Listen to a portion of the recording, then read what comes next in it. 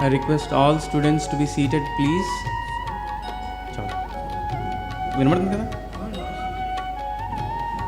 Request all students to be seated. The procession has arrived.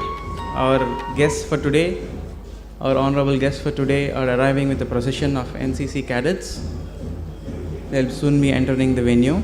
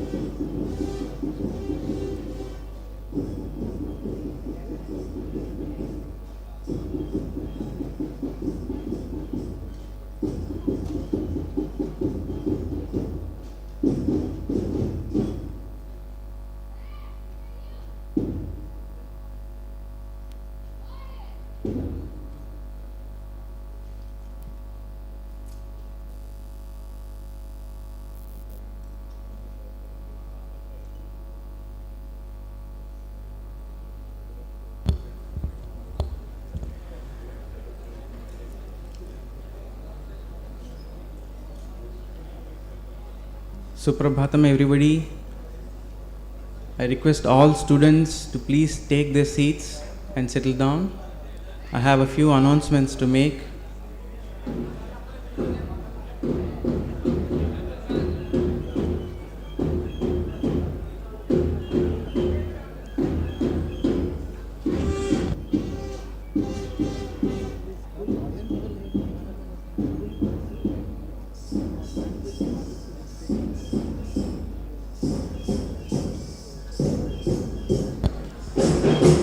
Our NCC band is now saluting the chief guests and the guests of honor and our guest speakers.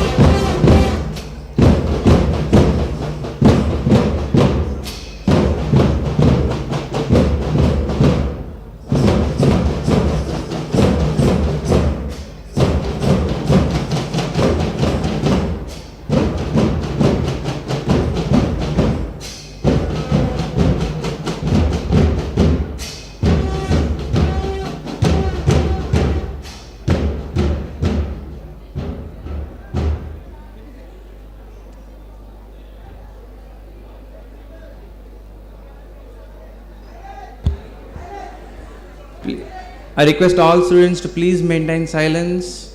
Please occupy your seats, settle down before we start the proceedings. I have a few announcements to make, few important announcements to make. Please, at the entrance, students, please take your seats, please maintain the decorum, and please be silent. There are NCC cadets helping us in the crowd control today, so they will help you with anything that you need. Please don't talk over each other.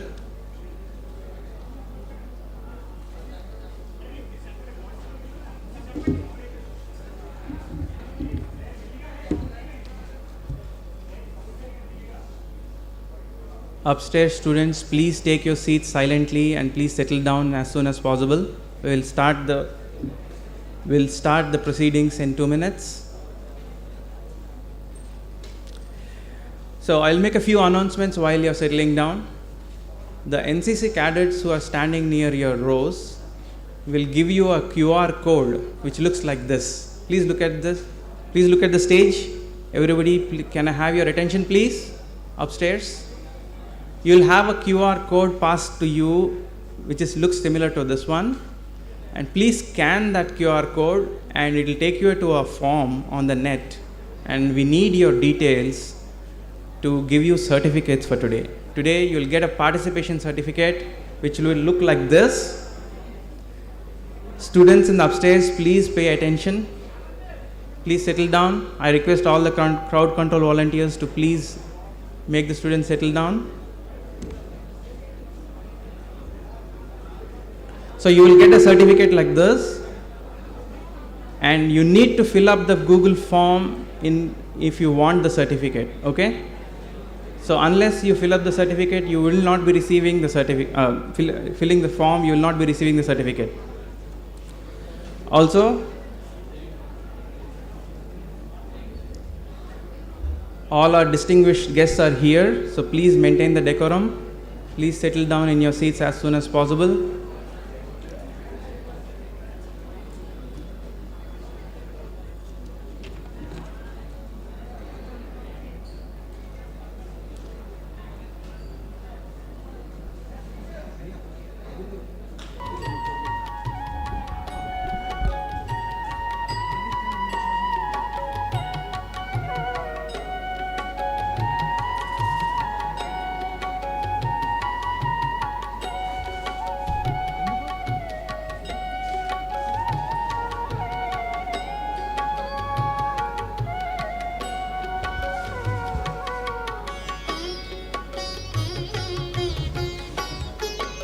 Okay, let us start the proceedings.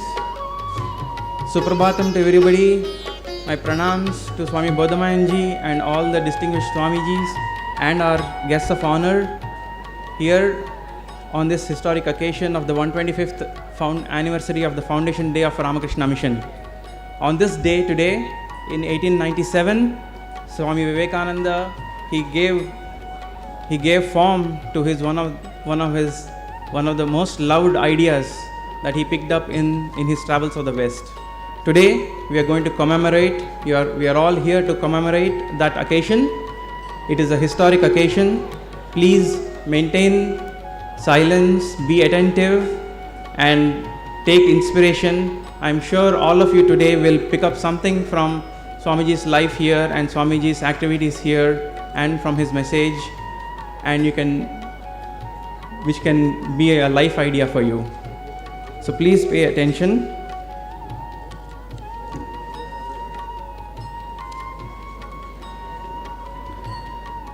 I will now request our guests of honor and our chief guest Sri Justice DVSS Swamiyajal Garu and Swami Bodhamayanji to come onto the stage.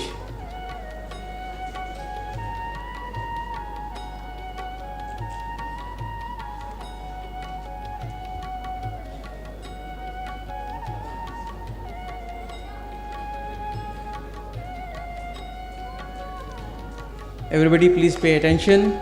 Please a round of applause to see Justice Sri DVSS Swamiyajal Garu. Please welcome our chief guest, a proud citizen and son of the Visakhapatnam city. I request Sangamitra to please welcome him.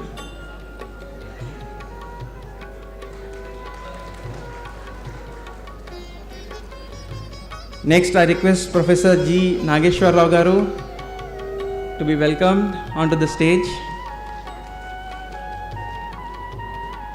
Professor Sumita Roy Garu, welcome onto the stage, and senior devotee and well-known friend of the Ramakrishna mission, Sri M. Satyanarayan Raj Garu, welcome onto the stage, sir. It's a privilege to have these eminent citizens and honorable persons as our guests today. They will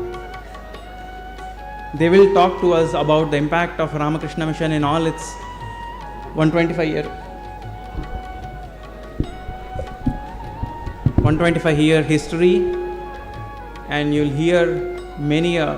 take advantage of hearing many inspiring anecdotes from their lives, from their illustrious lives. Please everybody take your seats, settle down.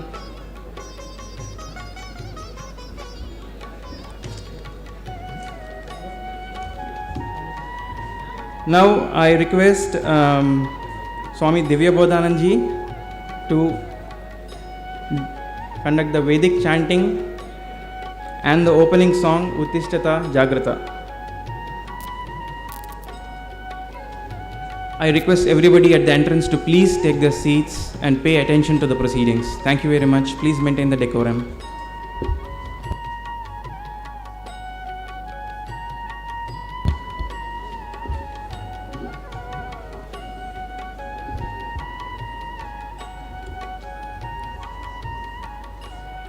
Om Shri Gurubhyo Namaha Harihi Om Sahana Vavato Sahano Bhunakto Sahaviryam Karavavahai Tejasvinavadhitamastu ma vidvishavahai.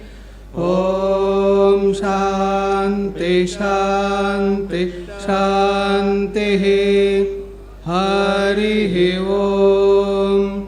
Shanno Mitra Sham Varunaha Shanno Bhavatparyama Shanna Indro Brihaspatihi Shanno Vishnurukramaha. Namo Brahmane Namaste Vayo Tvameva Pratyaksham Brahmasi Tvameva Pratyaksham Brahma Vadishyami Ratam Vadishyami Satyam Vadishyami Tanmamavatu Tadvaktaramavatu Avatu Mam Avatu Vaktaram. Om Shanti Shanti Shanti. Harihi Om.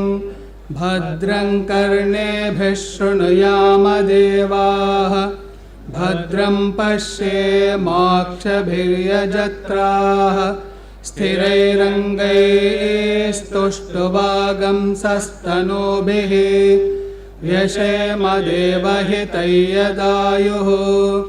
Swasti na Indro Vruddhashravah Swasti nः Pusha Vishwavedaः Swasti nastarksho Arishtanemiः Swasti no Brihaspatirdadhatu.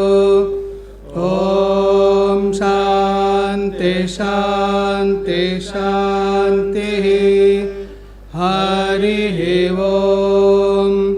Namo Brahmane Namo Astvagnaye Namah Prithivye Namo Voshadibhyaha Namo Vache Namo Vachaspataye Namo Vishnave Brihate Karomi. Om Shanti Shanti Shanti. Harihi Om.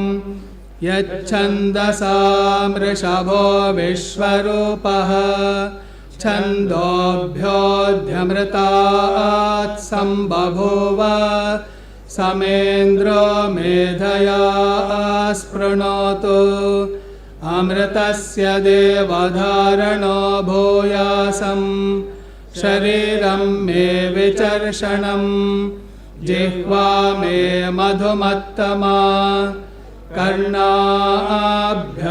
भूरिविश्रुवं ब्रह्मणः कोशोऽसि मेधया पिहितः श्रुतं मे गोपाय ॐ शान्ति शान्ति शान्तिः हरिः ॐ मधुवातारतायते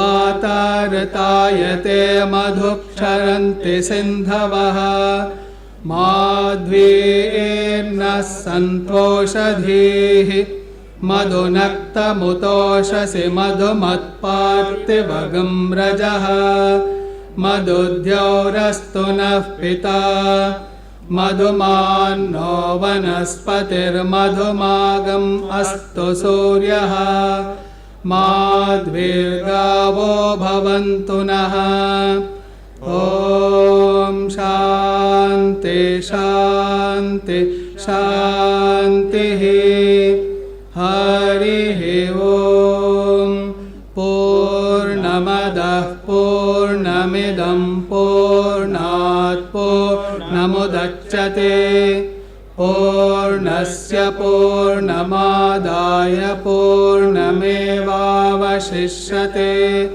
ॐ शान्ति शान्ति शान्तिः हरिः ॐ तत्सत् श्रीरामकृष्णार्पणमस्तु।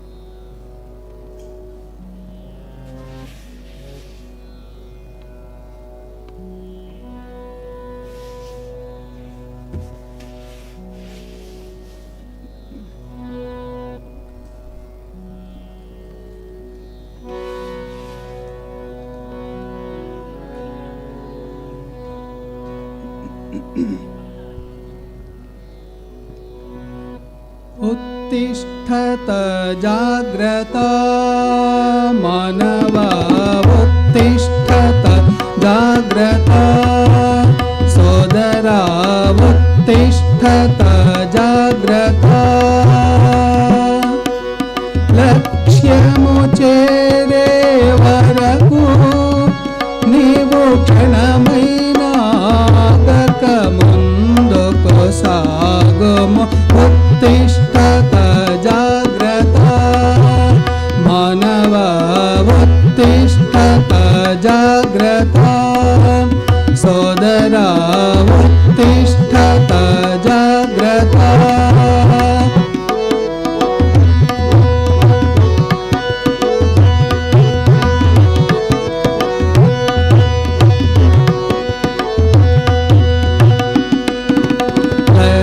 लक्ष्यमुनिदे आत्मदर्शनं नीलो निबुन्धि सर्वस्वं लक्ष्यमुनिदे आत्मदर्शनं नीलो निबुन्धि सर्वस्वं विडिचिपेट्टुमिक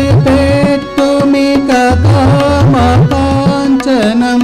विडिचिपेट्टुमिक स्वार्थचिन्तनं मायलो मुनुगक मुन्दुको सागमु विडिचि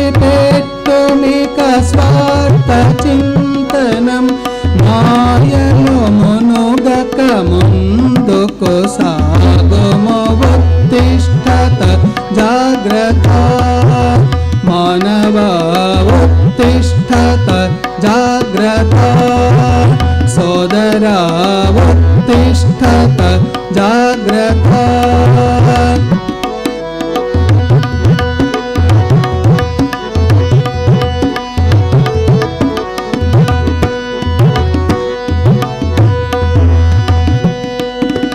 మమతతో ఈ దేహమే నేననుచు భ్రమించుచుంటి ఇది వరకు మమతతో ఈ దేహమే నేననుచు భ్రమించుచుంటి ఇది వరకు అమరాత్మ నీవు అమృత పుత్రుడవు అమరాత్మ నీవు అమృత పుత్రుడవు సర్వేశ్వరుడవు పరిపూర్ణుడవు అమరాత్మ నీవు అమృత పుత్రుడవు సర్వేశ్వరుడవు పరిపూర్ణుడవు ఉత్తిష్ఠత జాగ్రత్త మానవ ఉత్తిష్ఠత జాగ్రత్త సోదరా ఉత్తిష్ఠత జాగ్రత్త లక్ష్యము చేరే వరకు నీవు క్షణమైన ఆగక ముందుకు సాగుము ఉత్తిష్ఠత జాగ్రత్త మానవ ఉత్తిష్ఠత జాగ్రత్త సోదరా ఉత్తిష్ఠత జాగ్రత్త శృణ్వంతు విశ్వే అమృతస్య పుత్రాః ఆయేదామాని దివ్యాని తస్తుః వేదాహమేతం పురుషం మహాంతం ఆదిత్యవర్ణం తమసః పరస్తాత్ త్వమేవ విదిత్వా తే మృత్యుమేతి నాన్యః పంథాయ విద్యతే యనాయ उत्तिष्ठत जाग्रत प्राप्य वरान् निबोधत उत्तिष्ठत जाग्रत प्राप्य वरान् निबोधत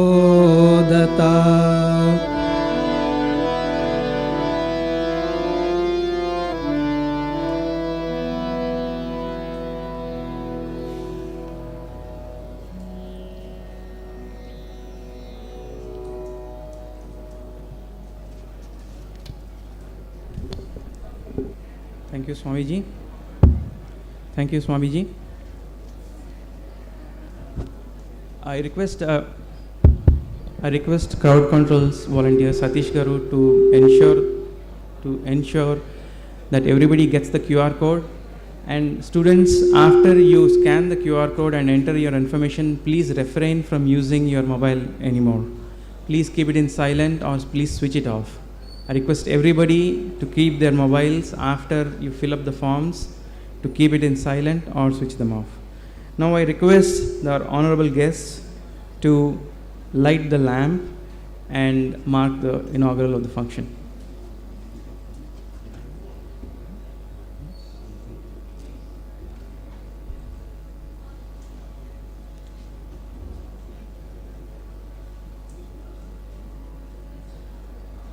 Please maintain silence, students.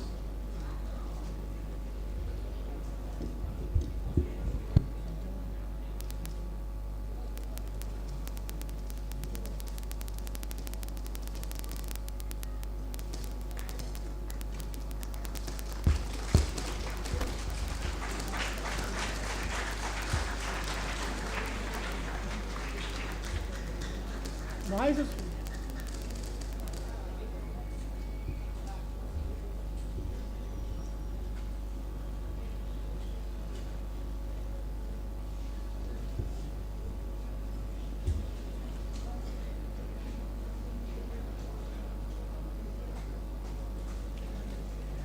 you, sirs. Now I request them to please offer the flowers to our ideals, Thakur, Ma and Swamiji.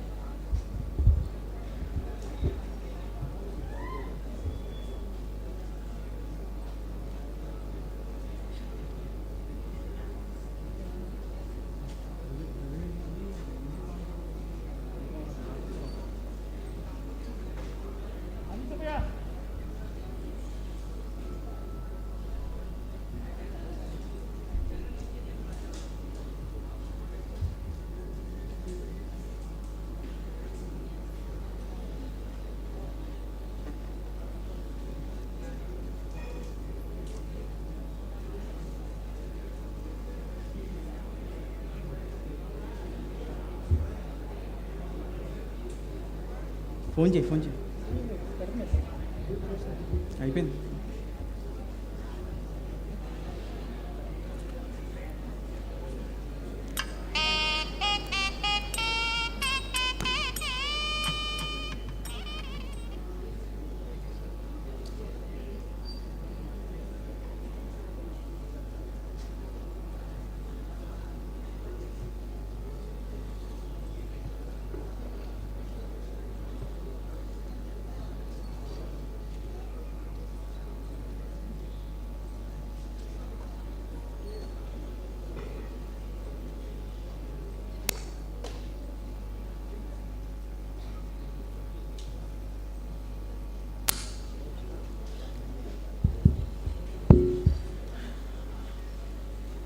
Swami Bodhamayanji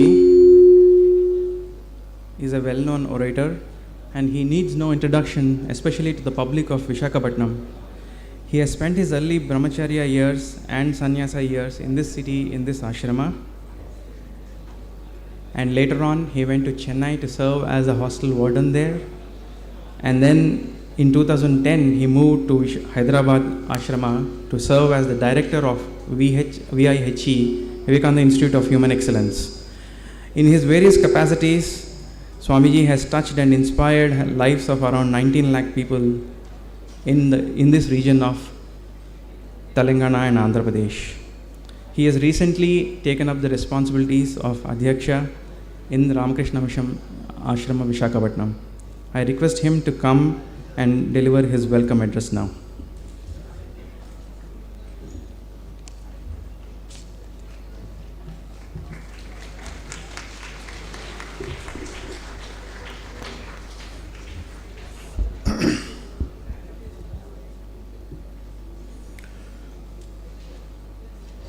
स्थापकाय च धर्मस्य सर्वधर्मस्वरूपिणे अवतारवरिष्ठाय रामकृष्णाय ते नमः। या देवी सर्वभूतेषु मातृरूपेण संस्थिता नमस्तस्यै नमस्तस्यै नमस्तस्यै नमो नमः। नमः श्रीयतिराजाय विवेकानन्दसूरये सच्चित्सुखस्वरूपाय स्वामिने तापहारिणे।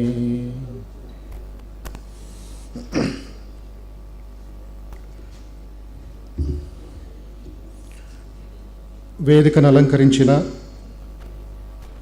శ్రీ జస్టిస్ డివిఎస్ఎస్ సోమయాజులు గారు, ప్రొఫెసర్ నాగేశ్వరరావు గారు, డాక్టర్ సుమతా రాయ్జీ, శ్రీ సత్యనారాయణ రాజు గారు, my brother monks, committee members, devotees, and the youth of Visakhapatnam. This is a very important occasion. We have gathered here 1st May 2022. As you are seeing on the banner and in the other newspaper coverages in the recent past, 125 years ago, one young monk of only 34 years shook the whole world and started an organization, a sangha of monks and devotees. On this day in 1897, exactly at 3:30 p.m. in the evening, Swami Vivekananda lived only for 39 years on this earth. As he himself said, I shall not live to see 40. And before his departure, one of his disciples asked him, "Oh Swami, not even 40? You ignited the freedom movement in 1897. You started the organization Ramakrishna Mission, which by then had spread all over the country and the world. Who will lead us forward? Who will take us forward? Who will show the light to our country?" Swami Vivekananda, without wasting one moment, said, "I am a voice without a form. The body will go like a used garment, but my voice will thunder from the length and breadth of this country. And I have done enough for India to learn from me for the next 1500 years. వచ్చే 15 శతమానాల వరకు భారత మాత యువక యువతీలు నా వాణిని వింటూ ఉంటారు, త్యాగం చేస్తారు, తల్లి భారతి కన్నీళ్లు తుడుస్తారు. And I shall send them like irresistible waves through the length and breadth of this great nation." And he got this vision, his purpose of his living, from his master Sri Ramakrishna. And that grace, that blessings, that training which Sri Ramakrishna gave to young Narendra, a college student in Kolkata, took him down to the base of Mother India at Kanyakumari, 1892, December 24, 25 and 26. Before that, he had traveled through the entire country, saw the glory of India, the greatness of the Upanishads, the sages and the meditation and the Sanatana Dharma in the Himalayas. He saw poverty, he saw misery,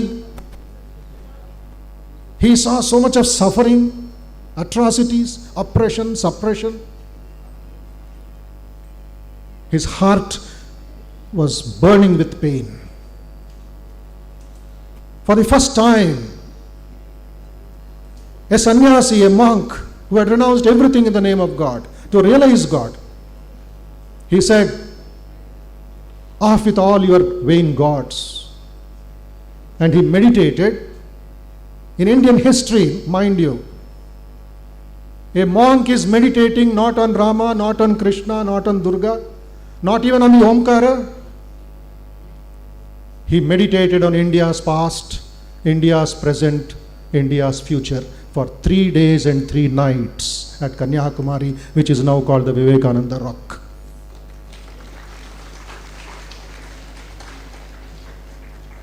హైదరాబాద్లో ఒక తెలుగు కవి గారు రాసిన ఒక కవిత్వం వినిపించారు. ఆ బండరాయి మీద వివేకానంద ధ్యానం ఎలాగుండింది అంటే, ఒక 10,000 గుర్రాలు మనిషి మీద పరిగెడుతూ వెళ్తుంటే ఎంత నొప్పి, ఎంత అవస్థపడతాడో, వివేకానంద హృదయంలో అంత తపన, అంత వేదన తల్లి భారతి పట్ల. మనం భావించలేము ఇక్కడ కూర్చొని ఏసీ రూమ్స్లో. ఒక సన్యాసి తల్లి భారతి భవిష్యత్తు గురించి ఆలోచిస్తున్నాడు. What I can do for mother India, what have we done for this great nation. We are spitting venom on each other, full of jealousy, full of hatred. But that glorious India, which the sages invoked in the Taittiriya Upanishad. Amayantu brahmacharina swaha. Oh brahmacharis, oh students, please come to us from all directions who have got that purity, that dignity, that value, that eagerness to learn. Please come, please come, please come.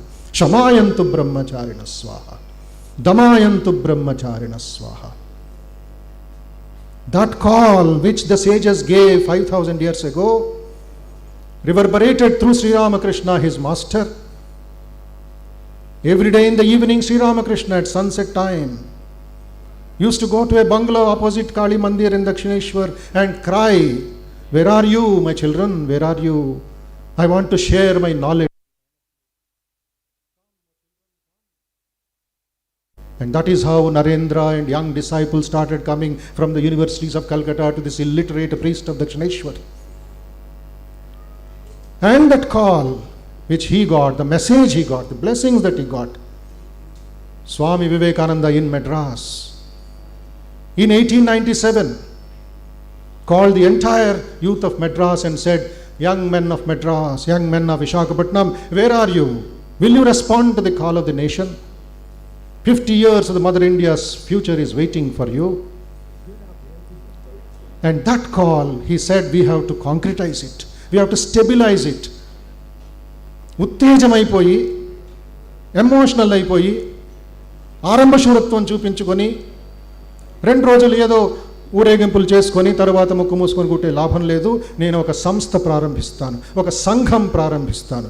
After Bhagavan Buddha in a systematic way, with monks as the pillars, as the workers, Swami Vivekananda started on this day, 1897, Ramakrishna Mission Association in the name of his master. My dear friends, young and old, elders and juniors, this is not just a celebration, this is a rejuvenation, this is a reformation, this is a renaissance. A new chapter should start from today. And that is why we are inaugurating a 1-year celebration today. Inviting Justice Somayajulu Garu from Vijayawada and Dr. Sumita Roy and Professor Nageshwara and all of you. We have to keep that fire of Swami Vivekananda burning bright in our mind, in our heart. And not just appreciate Vivekananda.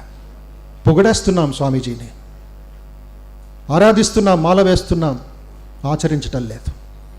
ఆయనే అన్నారు, the problem in India is lack of practice. An ounce of practice is enough. స్వల్పమప్యస్య ధర్మస్య త్రాయతే మహతో భయాత్.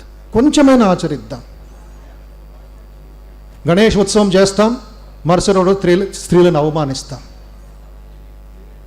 గణేశుడు స్వీకరిస్తాడు మన పూజల్ని? ఎంత వైభవం చూపించి, ఎంత గౌరవం చూపించాడు గణేశుడికి పార్వతీ మీద. ఊరేగింపులో చూస్తూ ఉంటాం, వింటూ ఉంటాం ఆ స్త్రీల బాధ. వివేకానంద ఆ స్త్రీలను కూడా ఉద్ధరించడానికి ఎంతో కృషి చేశారు, ఎంతో ఆయన శ్రమించారు. శారదామాతని ముందు పెట్టి సిస్టర్ నివేదితాన్ని అమెరికా నుంచి, లండన్ నుంచి పిలిపించుకొని భారత మహిళల ఉద్ధారం కోసం, శక్తి కోసం, వాళ్ళ వైభవం కోసం సరస్వతి పూజ చేయడానికి ఈ రామకృష్ణ సంఘం ఒకవైపు, శారదా సంఘం ఇంకొక వైపు స్థాపించారు Swami Vivekananda. That vision and mission of Swami Vivekananda should be fulfilled in this Ukkunagaram. Starting today, till 2023 May 1st, 52 Sundays, in all the districts, in all near far and wide institutions, the message of this great monk should thunder. And I humorously say, we should go to the courts less, solve our own problems with the message of Swami Vivekananda. Give them some rest. Let the justice be the director of this nation. Let them guide us. But let us not go to them and say, decide our fate. Then Swami Vivekananda's dream will be fulfilled. Swami Vivekananda's father, Vishwanath Datta, one of the topmost lawyers, barristers of the Calcutta High Court. Swamiji, fortunately or unfortunately, did not enter into law. He was about to pay the law fees, but then Sri Ramakrishna held him back and said, you have got a Paramadharma, not just a court dharma. So Swamiji is living today. We have to follow his footsteps. Wonderful book will be given to all the participants and the students called Vivekananda, His Call to the Nation. Read that and be inspired and participate in this great national movement called Rejuvenation of Mother India through the principles of Ramakrishna, Vivekananda, Sharada and Vedanta. We welcome Justice Somiyajulu Garu, our good friend. On just a phone call, he accepted and came all the way from Vijayawada to participate in this inaugural session and first session of 125 years of Ramakrishna Mission. We welcome Professor Nageshwar Rao, ex-Vice Chancellor of Andhra University, and Dr. Sumita Roy for this function, and we welcome all of you and have a joyful learning and inspired learning. Jai Ramakrishna.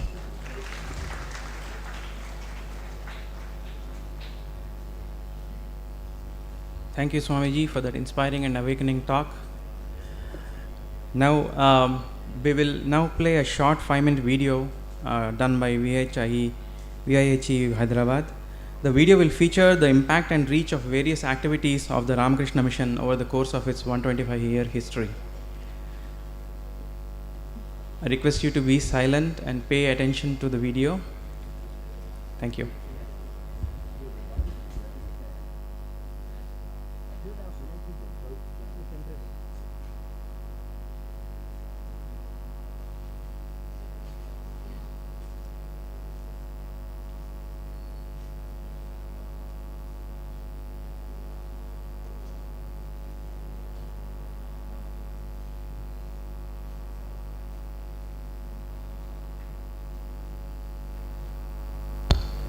While we are waiting for the technical team to start the video, I request all of you to please settle down and use the QR code that is available with the cadet volunteers that are nearby to please give us your information. This information will help us give you the certificate and also help us in future communications. Please settle down, everybody upstairs. I request the cadet volunteers to help the students settle down in their seats.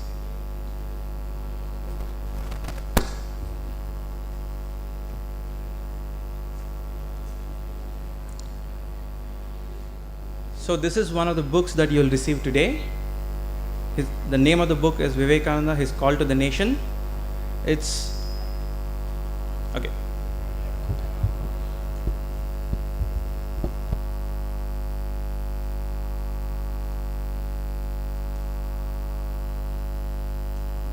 Audio.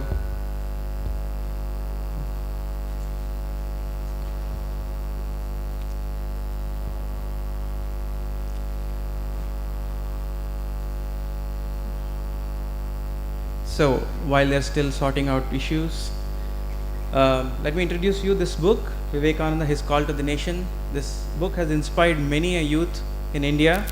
You'll find excellent excerpts from the complete works of Swami Vivekananda in this.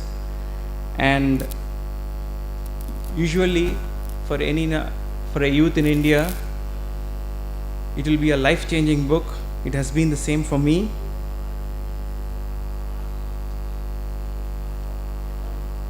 There is no audio from the video, please. While they are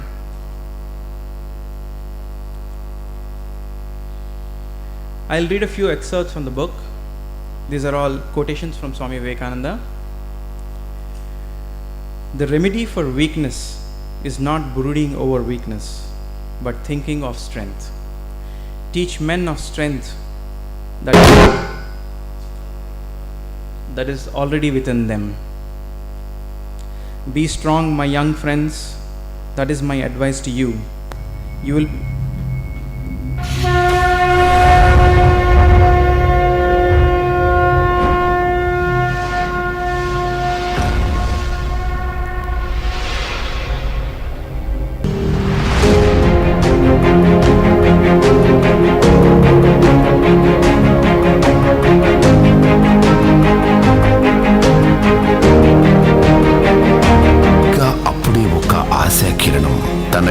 సముపార్జనతో యావత్ దేశాన్ని చైతన్యపరిచింది. ప్రజలలో పేరుకుపోయిన అజ్ఞానాన్ని తామెప్పుడూ బానిసలమనే అసత్యపు పొరలను తొలగిస్తూ దేశ ప్రజలకు వేదాంత సారాన్ని బోధించింది. ఆ సమర శంఖారావమే స్వామి వివేకానంద. ఈ దేశం ఎంతో మంది ఆధ్యాత్మికవేత్తలను అందించిన స్వామి వివేకానందుల వారు ఎప్పటికీ ప్రత్యేకమే.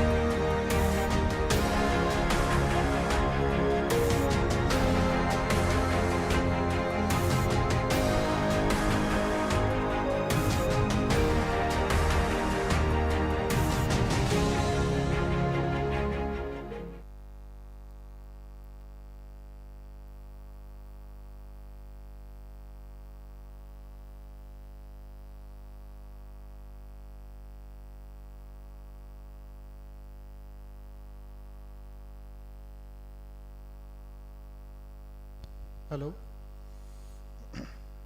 ఇంతవరకు చూసింది ఒక ట్రైలర్ మాత్రమే. డీటెయిల్స్ తెలుసుకున్న ఇష్టం ఉన్నవాళ్ళు పుస్తకం చదివి లేక రామకృష్ణ మఠకు సంబంధించిన వీడియో belurmat.org అనే యూట్యూబ్లో ఉంటుంది. 50 నిమిషాల ఒక చరిత్ర అది. 125 years of history spread out to 275 branches all over the world and spreading every day, every month in the villages and the towns and the cities, not only in Andhra Pradesh or Telangana or South India, in the entire world also. The message is spreading and we will see new light at the end of the day. Now we will present another small video. This is a message, a benediction by Srimad Swami Suviranandaji Maharaj, the General Secretary, the topmost executive of the Ramakrishna Math and Mission, since he could not come personally to Visakhapatnam, because same day now also in Belurmat, in our headquarters, the big celebration is going on in Kolkata. So he has to be there. So we requested him to send a virtual message, because thanks to Corona, whole world has become a global village. We could interact with anybody within minutes through the Zoom and videos. So we are using technology to receive the message of Srimad Swami Subiranandaji, the executive head, whom we call the General Secretary of the entire Ramakrishna Mutt and Mission.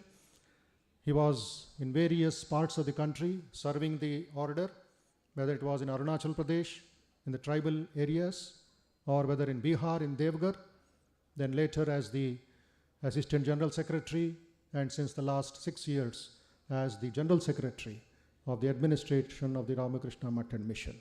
Highly experienced, interested in education, service and Karma Yoga of Swami Vivekananda. He will now speak to all of us from Kolkata. Start.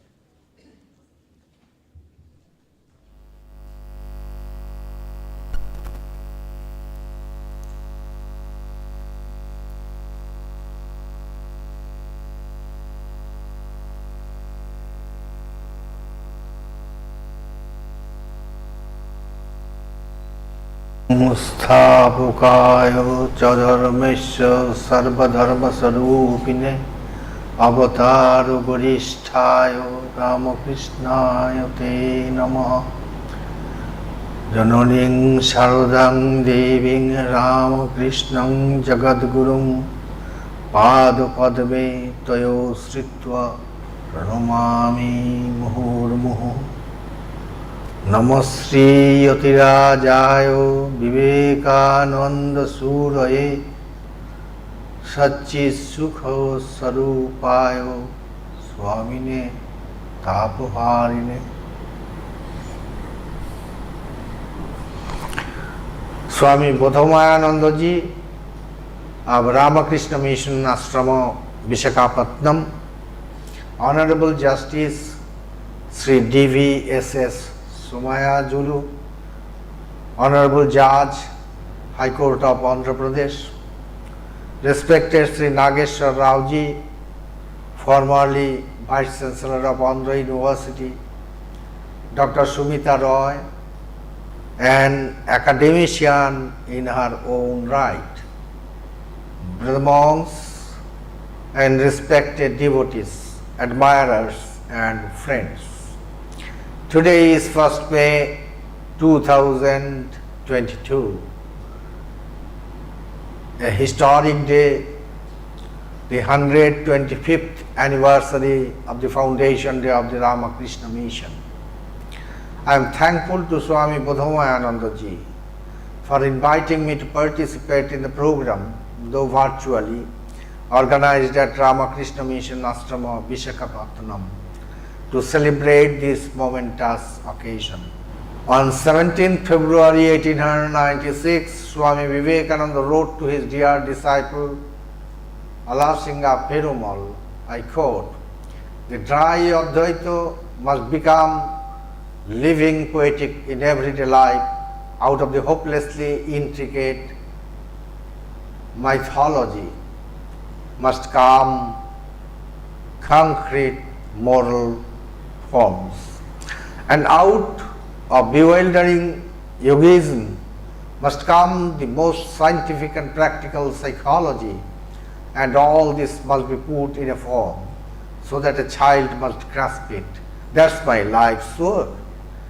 Unquote. The dream of practical Vedanta was tormenting Vivekananda's mind since his days of wandering in India. Who inspired him to bring this wonderful interpretation of Vedanta and call it a practical Vedanta? It was Sri Ramakrishna.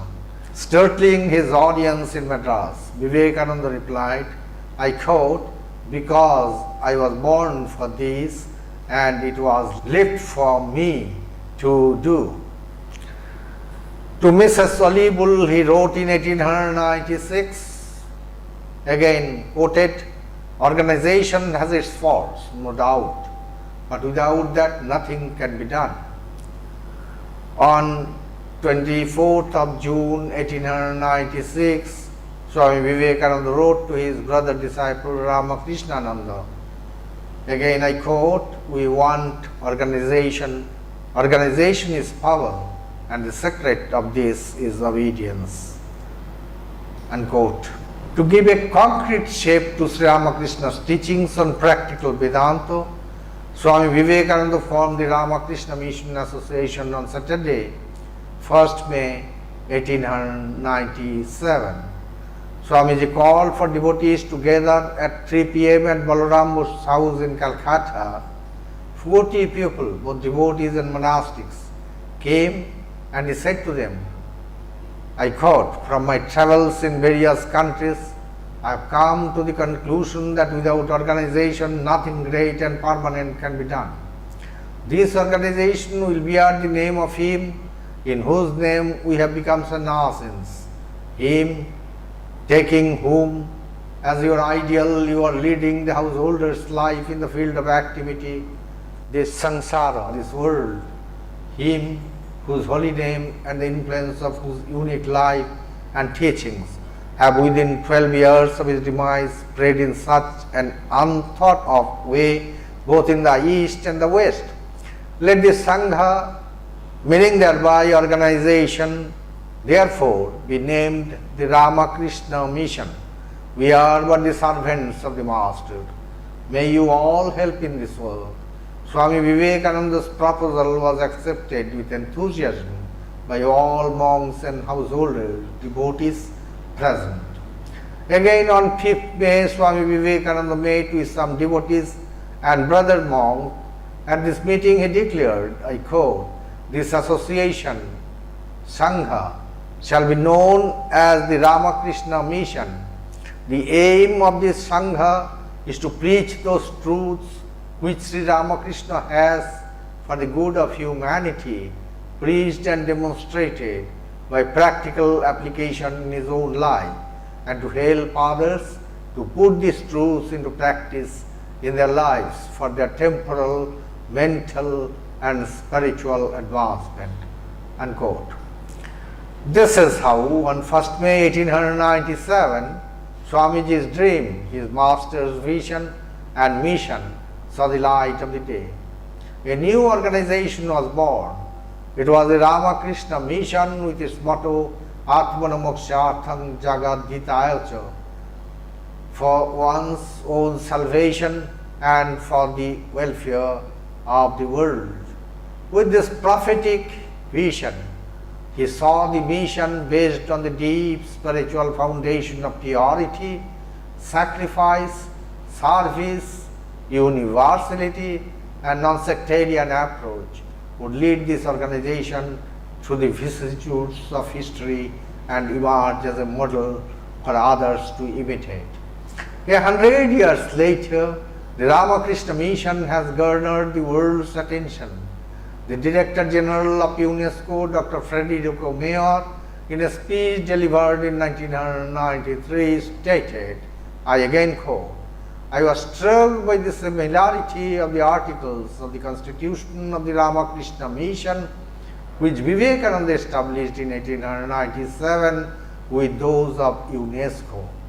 Ramakrishna Mission, with all its hospitals, schools and relief projects, is necessarily involved in the affairs of the world. It has had to learn how to accept help and cooperation in these projects while refusing to be governed by the worldly policies of its helpers. As on date, the Ramakrishna Mission services are extended to 23 countries outside India. Activities are conducted through its 161 branch centers and sub-centers in India and outside. Apart from this, the mission's twin organization, the Ramakrishna Mutt, also conducts service activities through several of its centers spread across 24 countries. Its total number being 149, and thus the total number of centers run by Ramakrishna Mutt and Ramakrishna Mission stand at 310, including its sub-centers, or you may call satellite centers. With the vast spread of its centers, Ramakrishna Mission has immense relevance and importance in the present world and will have for many centuries to come. It's a source of inspiration and shelter of solace in the lives of billions of people. If more and more people accept and follow the ideals propagated by the Ramakrishna mission, such as harmony of religions, universal acceptance, universal tolerance, universal brotherhood, it can bring a momentous impact on the society in the coming decades.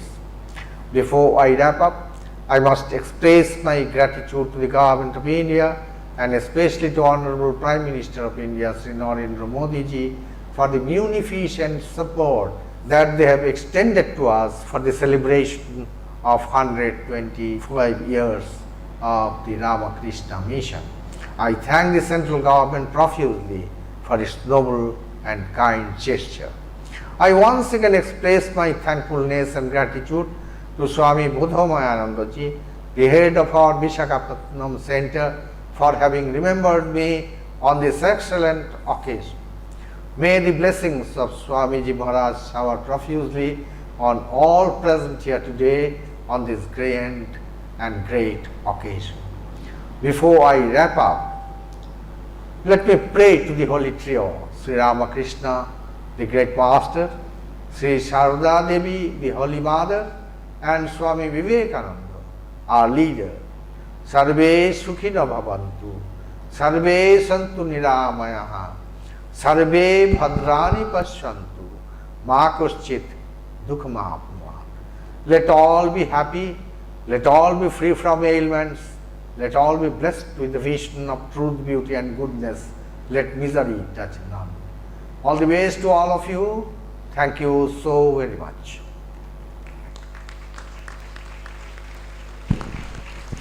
On behalf of all of you, I offer our pranams and dhanyavadam to revered Swami Subiranji Maharaj, the General Secretary of the Ramakrishna Mutt and Mission, for having sent this wonderful, thoughtful and important video message for all of us.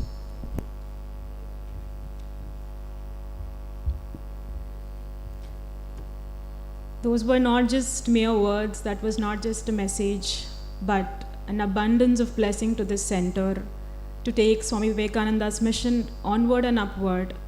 I, on behalf of Ramakrishna Mission Visakhapatnam, offer our holy pranams at his lotus feet. I have often noted that a celebrity speaker has already been introduced to the audience through their reputed and renowned works to the society. Nevertheless, the work of this introduction is to raise the speaker for the purpose of the occasion. Dr. Sumita Roy is an English literature and language professor. She was a former head of the English department, Osmania University. Throughout her work tenure, she has taken up multiple roles and responsibilities which are broadly unified in instructing the ways of practical Vedanta, enabling human excellence, nourishing the minds of younger generations, belonging to various strata of the society through her highly acclaimed teaching approaches. A staunch devotee, a classic example of congruence where modernity meets tradition, owing to her long association with Ramakrishna Mission, her intense research methodologies were not just used in the field of academics, but also in her significant contributions of connecting Ramakrishna Mission philosophy in imparting soft skills among younger minds bearing the fruits of societal benefits. The modern generation, whose energy is covered by a while of frustration, Dr. Roy's soft skills refresher courses makes student self-sufficient. Trained by revered Swami Ranganathananda ji during her college days at Hyderabad, an ardent follower of Swami Vivekananda's ideas on communication, emotional intelligence, leadership, she curates her teaching sessions accordingly. In a nutshell, to summarize her exemplary contributions, Dr. Sumita Roy highlights the parables of Sri Ramakrishna and the possibility to contemporize them in modern relevance.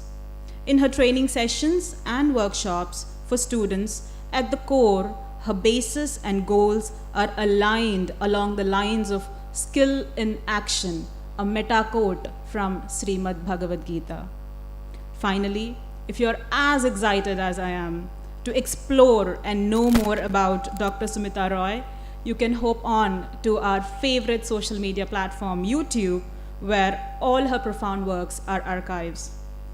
Swami Vivekananda has always been vocal about matters pertaining to women empowering themselves by realizing their true potential. Here we have a true follower of Swamiji who has realized this for herself and inspiring the way to others to tread the same path. It brings me an immense pride and joy. Please, with honor and privilege, I would ask you to join me in welcoming Dr. Sumita Roy before this August gathering to deliver her valuable message.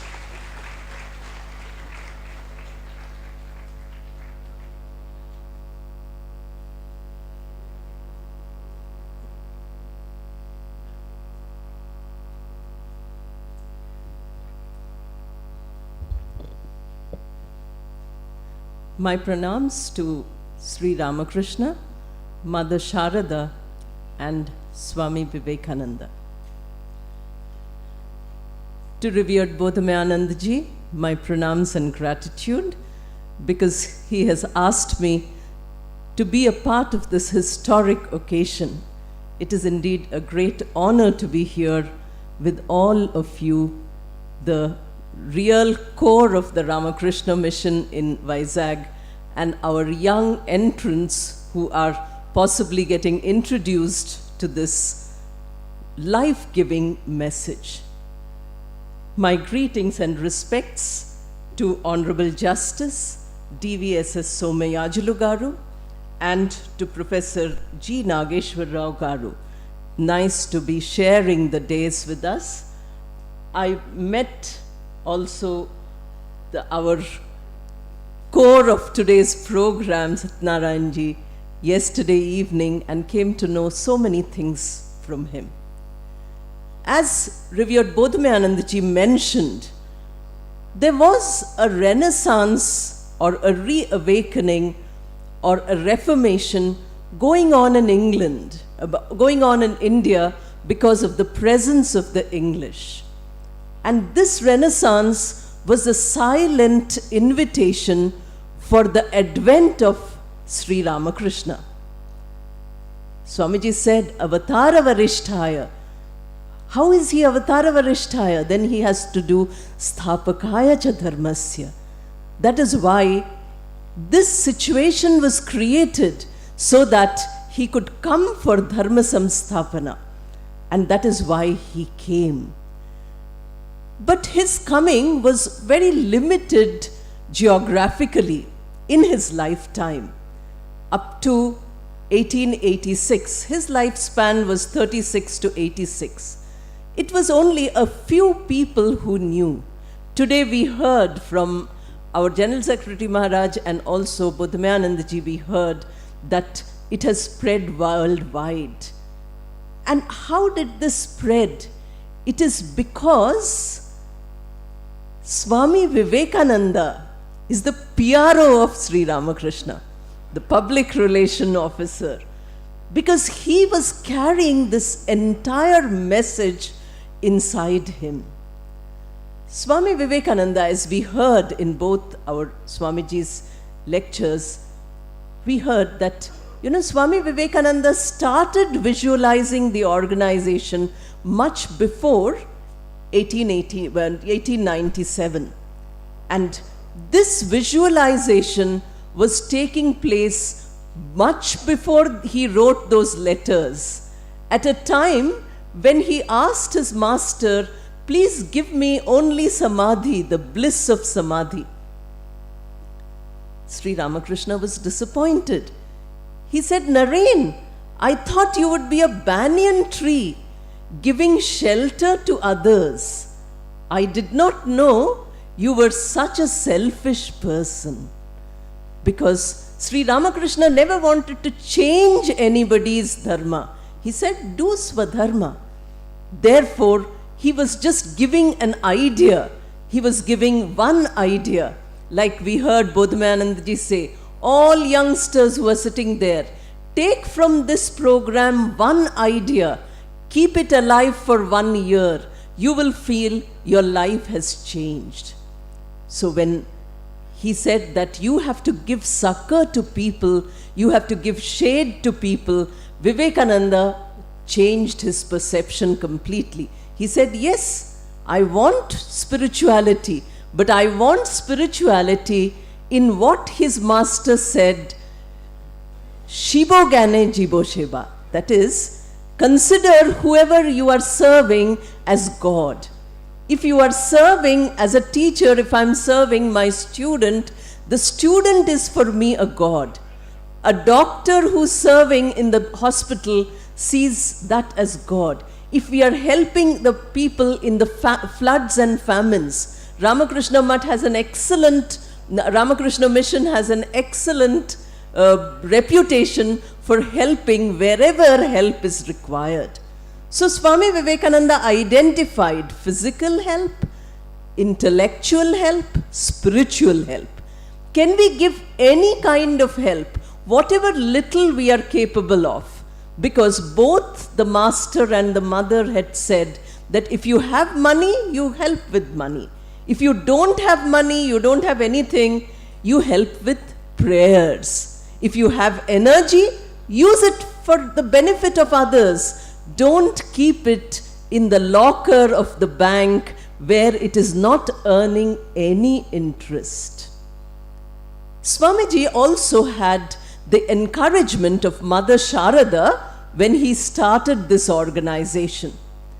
When he started meetings after his return to Kolkata, after spending many years abroad, many people laughed at him. Highly educated, highly influential people of Kolkata said, "What are you saying, young man? This cannot be done." Today, after 125 years, we know that this has been done. And how much will be done, like Swami Bodhamanandaji said, thousands of years. How much will be done depends on our youngsters, our younger generation. So mother, he says, in his biography we read, he says, there was only one woman who supported me wholeheartedly. Of course, his brother disciples supported him. But he was supported by Holy Mother Sharada Devi. He said, yes, my son, it is possible. Before going to Chicago, he said, Mother, should I go? Like a small child. Mother, should I go? Yes, my son, please go. Similarly, mother also prayed. We call her Sangha Janani. She is the mother of the organization. Why do we call her like that? Because she prayed, God, give my sons a place to stay. Let them not roam around. Let them not do such hard work. Our Swamijis are doing great austerity today, but they are combining that austerity with serving the society. Not going to Himalayas and doing austerity for themselves or for the progress of the spiritual aura of the country, but for the benefit of each one of us. So we need to feel thankful to that young man who came with this inspiring message that we should start this organization. So today when we come to 125 years, let us keep two things in mind. One is celebration. Swamiji has declared 1 year of celebration. Wonderful. But there is one more very important thing for us to do. And that is introspection. Let each one of us go inside and see what is it that I can contribute. We know the coming of Bodhamanandaji to Vizag is like a coming of the energy of Swami Vivekananda here. We have no worry about it. With great difficulty, we bid him goodbye from Hyderabad, but then he's going to do wonders here. We know that because he's don't look at the body only. He's a combination of that energy which is going to come as activation. So each of you introspect. All our other Swamijis are there for you. And you say that after going within myself, this is what I found. So let us keep this twin ideal. You know, the motto is already there. Atmano mokshartham jagat hitayacha. So here is our twin ideal. Celebration plus introspection. Now, when we come to the history of the Ramakrishna Mutt and Mission, we have a very wonderful volume which, of course, all our devotee friends would have read. The youngsters should read this if you want to know what has been happening. This was published at the Diamond Jubilee celebration, 60-year celebration of Ramakrishna Mission. That was 1957. I have great affinity to this book because 1957 was the year I was born. And this is Swami Gambhiranandaji's book, History of the Ramakrishna Mutt and Mission. It's a wonderful book. Now, in 125 years, a history is going to come, but it is a history of each one of your contribution. It is not only Swamiji who is going to write or any great scholar Swamiji who is going to write. Each one of us is going to write that history if we are really committed to this organization, if we are really committed to our nation, if we are really committed to making the world a healthier, a better place.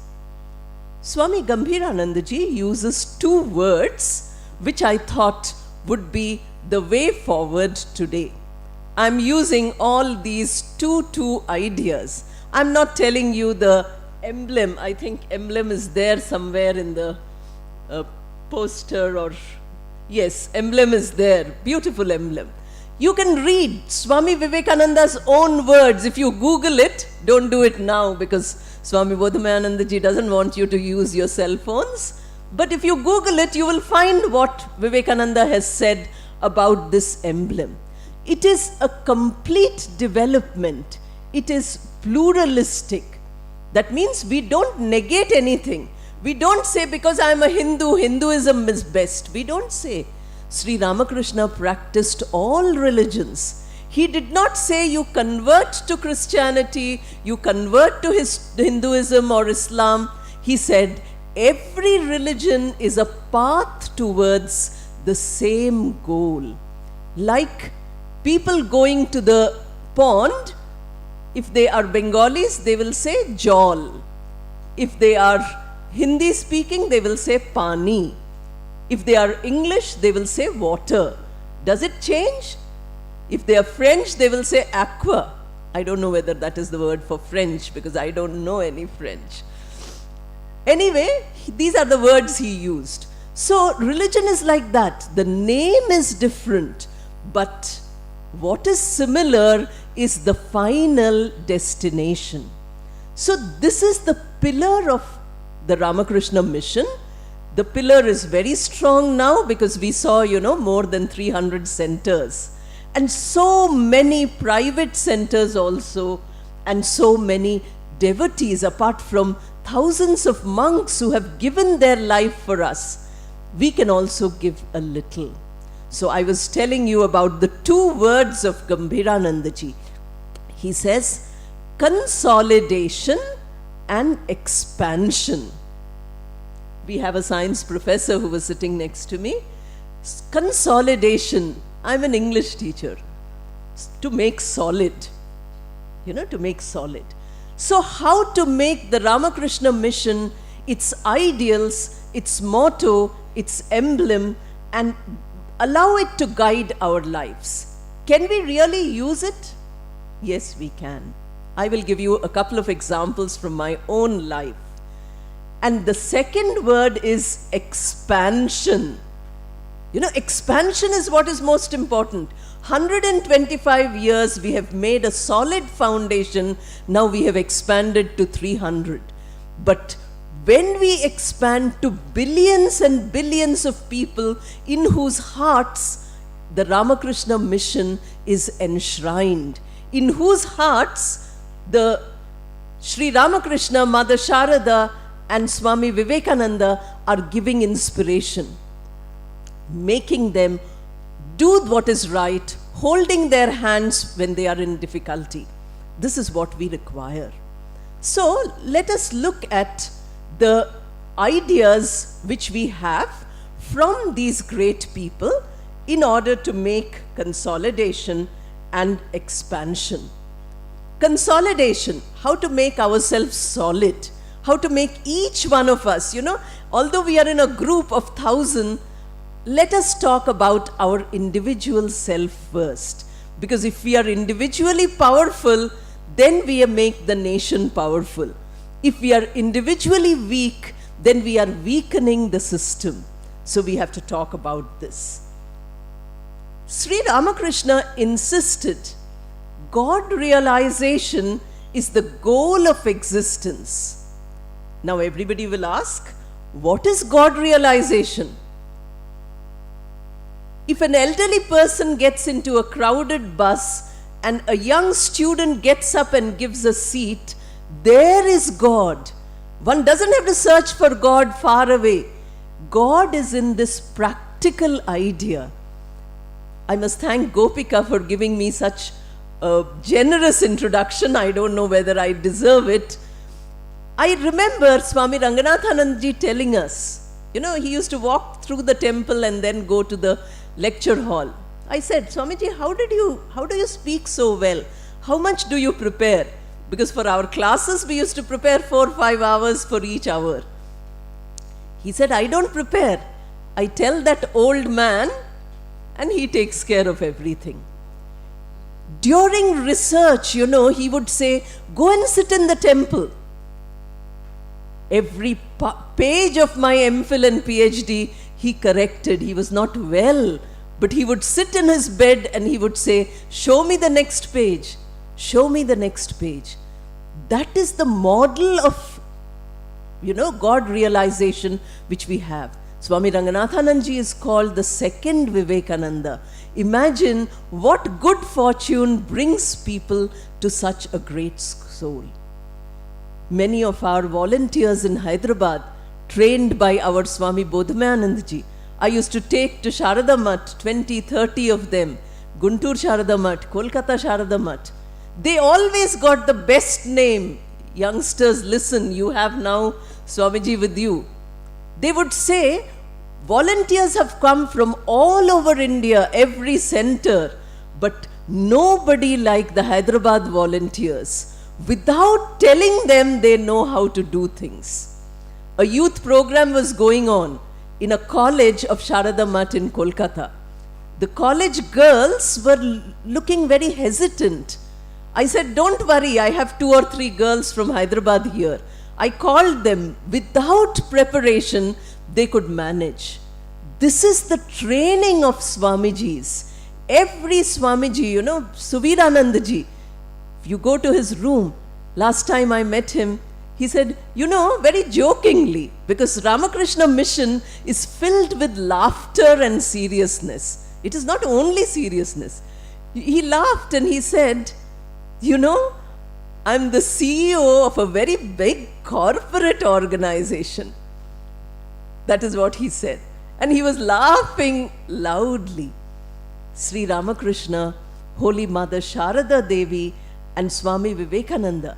Swamiji used to keep laughing at all the brothers' disciples' pranks. I read, Swamiji and relationship to the brother disciples. Such a wonderful book.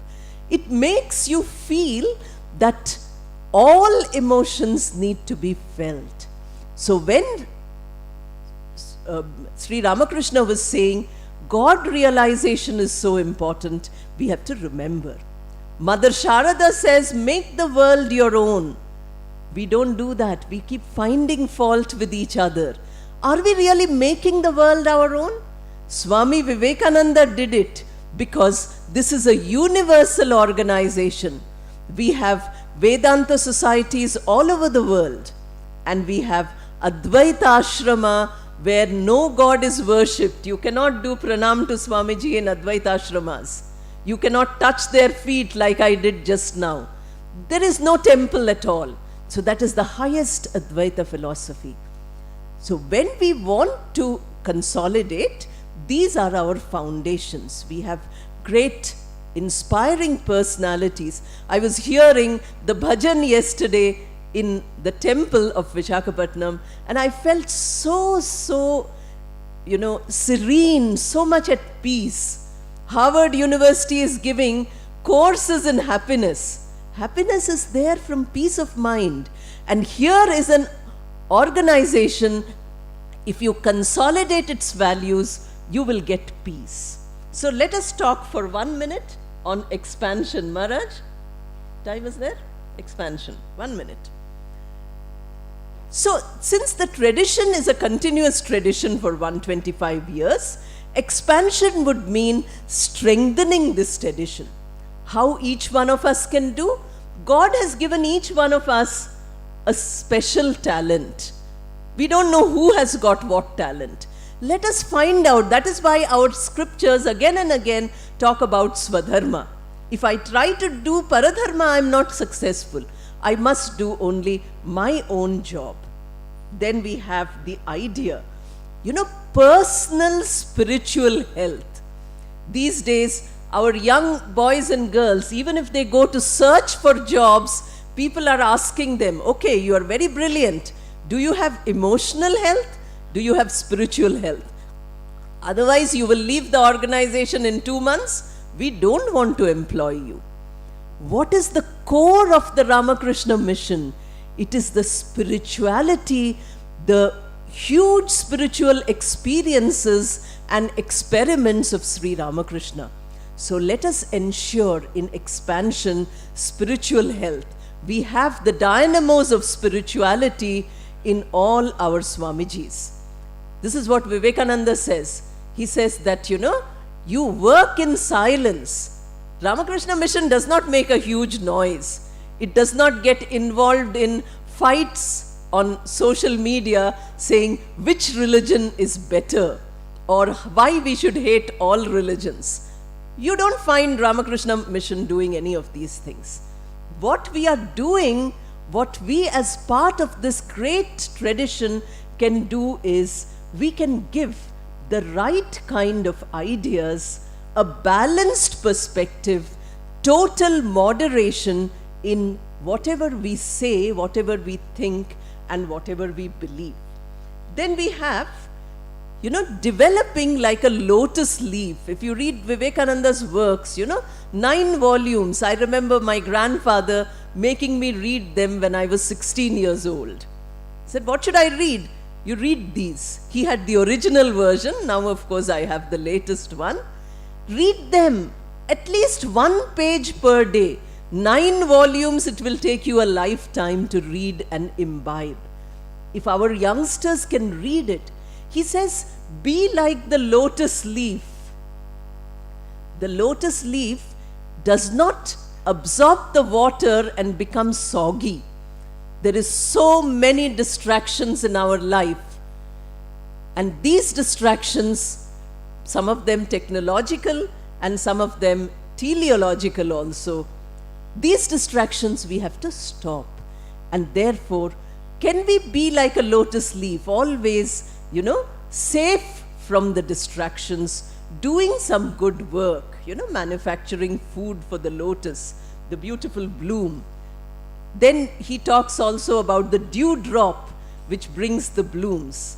Then, of course, we have the idea that, balancing and neutralizing conflict. This is what we require today maximum, because conflict resolution has become the key of the world today. If you open a newspaper, you feel your mind is burning. The world doesn't have to burn, it is burning.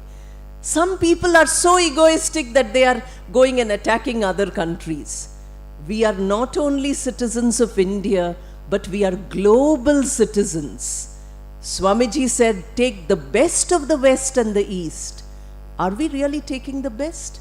The choice comes from resolving our inner conflict and external conflict. We had so many examples of conflict today because the person who was making announcements kept saying, please sit down, please keep quiet, please don't make a noise. But there was noise. Now, resolution of the conflict. See how Swamiji is inspiring each one of you. If today Swamiji can come within you, his energy can come within you, then these celebrations make sense. Thank you. Pranam Maharaj.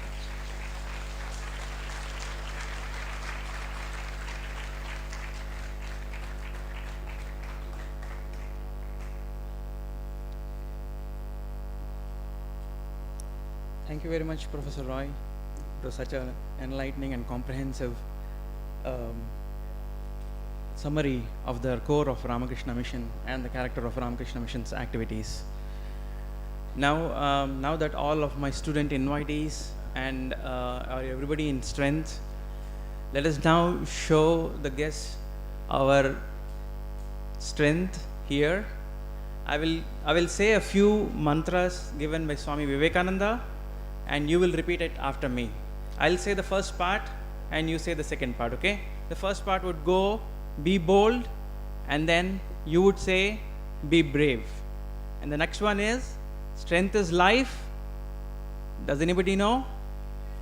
Weakness is death. Okay, now that you're ready, let's do it. Be bold. Come on, you're still sleeping. I want more noise. I want to show my guests here. How many of you are here? We are not able to see you actually. So please, in one voice, be bold. Be bold. Be bold. Strength is life. Strength is life. Balame jivanam. Balahinate maranam. Okay? Thank you. Next, we call upon our guest of honor here, Professor G. Nageshwar Rao Garu. The Visakhapatnam students and public need no introduction of him. He is all well known as the former Vice Chancellor of our Andhra University here, and currently the Executive Council member of Central Tribal University, Andhra Pradesh, and also the chairman of NAC peer teams. He is an author and a recipient of several awards like the Best Teacher Award in the year 2000, Dr. Sarvepalli Radhakrishna Best Academician Award in 2008, and the State Best Teacher Award in 2014. I welcome him to deliver his address and enlighten us with his life message. Thank you.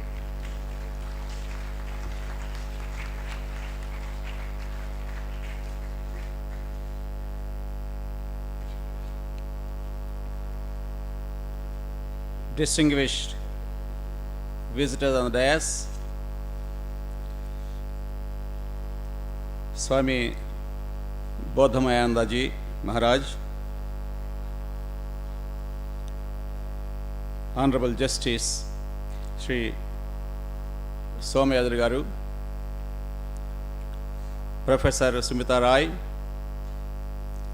Sri M.S.N. Raju Garu, other distinguished invitees, and my dear young friends. Today we have met here on the occasion of celebrating 125th day of establishment of Sri Ramakrishna Mission. This day, 124 years ago,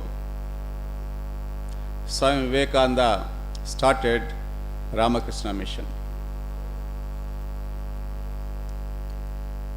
There is a sloka,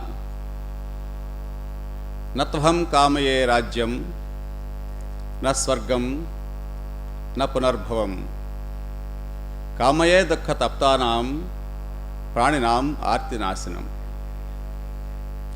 So from this Hindu scripture, we know this sloka. Raja Rantideva once says, Nataham kamaye rajyam, na swargam, na punarbhavam, kamaye dukkha taptanam, praninam artinasanam. This is the philosophy of this country. And Swami Vivekananda started Ramakrishna Mission on the foundation of this philosophy. So this whole mission of Ramakrishna Mutt is to take care of the poorest of these poor in this country. That's what this sloka says. And we know Swamiji was saying how Swami Vivekananda went to Kanyakumari rock and meditated for a few days, and in fact was crying about what has happened in this country. And ultimately he realized about his aim and goals, and on the track today we have a big memorial, Vivekananda Rock Memorial. You know the history of this Vivekananda Rock Memorial. There was Ekanath Ranade,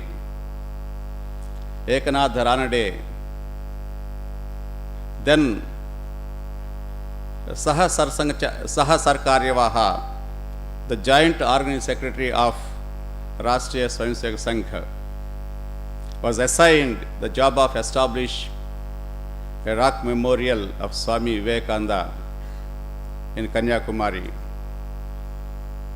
And he established, today we enjoy this rock memorial.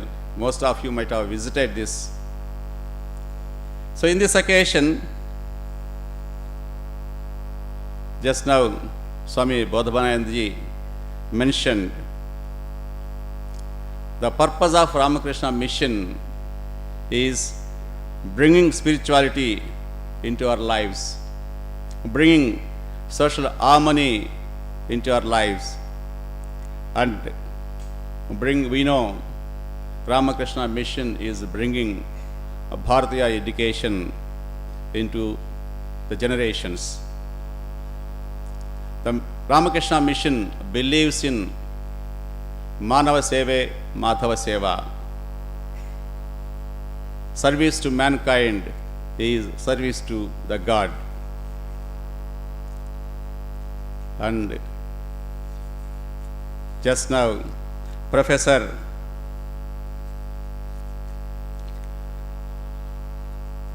Sumita Rai mentioned, and we have given some slogans: be bold, be brave, strength is life, weakness is death. Again, if you go to our scriptures, we find a sloka: Ashvam naiva gajam naiva, vyaghram naiva cha naiva cha. Ashvam naiva gajam naiva, vyaghram naiva cha naiva cha. Ajaputram balindatyat, devo durbala ghatakaha. Ajaputram balindatyat, devo durbala ghatakaha. Ashvam naiva gajam naiva, vyaghram naiva cha. Ajaputram balindatyat, devo durbala ghatakaha. At the altar, we don't sacrifice the horse, we don't sacrifice the elephant, we don't think of sacrificing a tiger. Ashvam naiva gajam naiva, vyaghram naiva cha. What do we sacrifice at the altar? Ajaputram, the poor goat. Devo durbala ghatakaha. Even the God is not mercy to the poor, to the weakest of the people. So let us again render these mantras: be bold, be brave, strength is life, weakness is death. And for this nation, Swami Vivekananda said, the youngsters with steel nerves and iron muscles are required to make this nation the strongest nation. Ramakrishna mission has been doing the human service, and as youngsters, we have to follow the path of Swami Vivekananda and make the ideas of Swami Vivekananda realized. Thank you very much.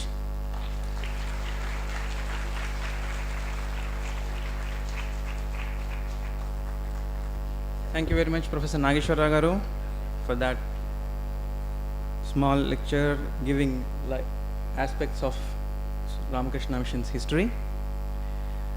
I request all the students to please stay silent and not get distracted. It is a privilege, it is our privilege to have these eminent citizens of our nation on stage talking to you. So please take advantage of the occasion. Please don't talk among yourselves and pay attention to the proceedings of the day. Okay? Thank you very much.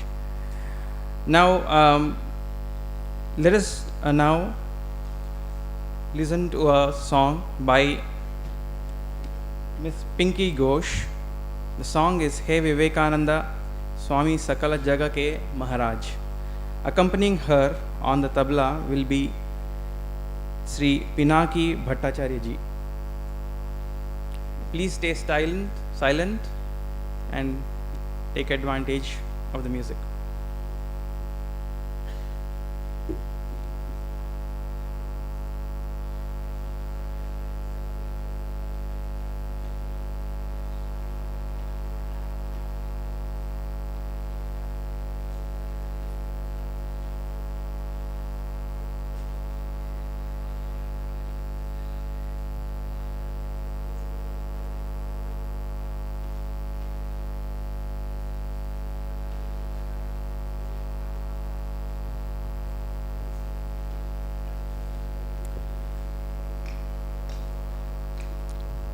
Okay, it's now mantra time again. While the musicians are tuning their instruments, please show me your knowledge of Swamiji's mantras. Arise, awake. Come on, I know you know this. Arise, awake. Stop not till the goal is reached. Once again, arise, awake. I want it in unison. Arise, awake. Arise, awake, and stop not till the goal is reached. According to Swamiji, what are the national ideals? The national ideals of India are renunciation and service. Repeat after me. National ideals are? Thank you very much.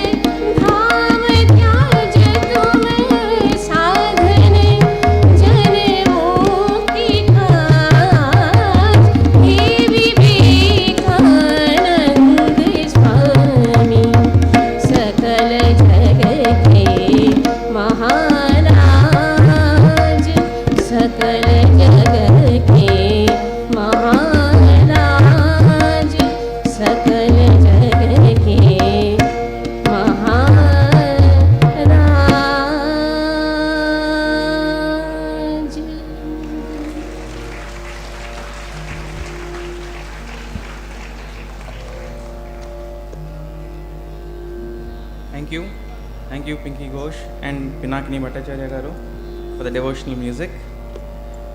Now is the turn of our chief guest today, Justice Sri D.V.S.S. Somyajulu Garu. He was appointed the Judge of the High Court of Judicature at Hyderabad for the state of Telangana and the state of Andhra Pradesh in 2017. He was also the first advocate from a Mofussil bar in Andhra Pradesh who is directly elevated as the Judge of a High Court.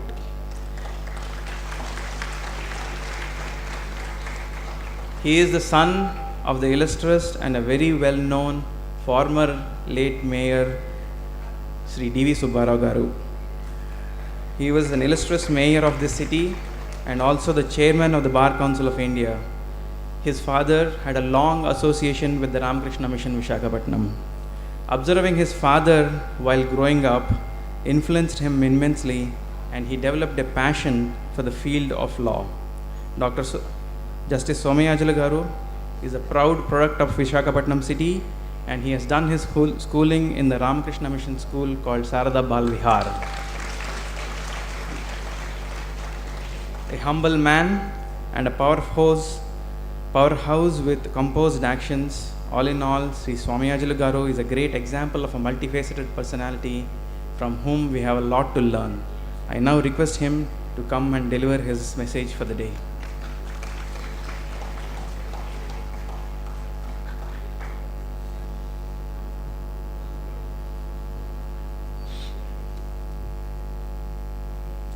Swamiji and everybody who's here with me on the dais, distinguished members of the Ramakrishna Mission, the monks, the teachers, the students, and the followers of the Ashram mission, and everybody else who's here. The problem with these introductions is they raise the expectations.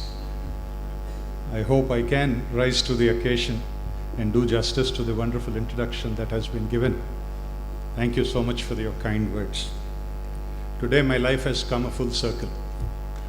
I can say that with pride. Never did I imagine when I was studying in Sharada Bala Vihar that I would one day be presiding over a function, and that too on such a historic day as this. That is why I am saying with a great deal of pride that my life has come a full circle. In fact, I should thank Swamiji and the Professor Nageswara and Professor Roy for setting the trend for today's meeting. Before I express what I feel is necessary and what needs to be done, I also want to pay a little bit of homage to my teachers at Sharada Bala Vihar, who made me what I am today to a large extent. When I was studying in that school, it was a small school. We just had 5 standards, if I remember right, along with the LKG and the UKG.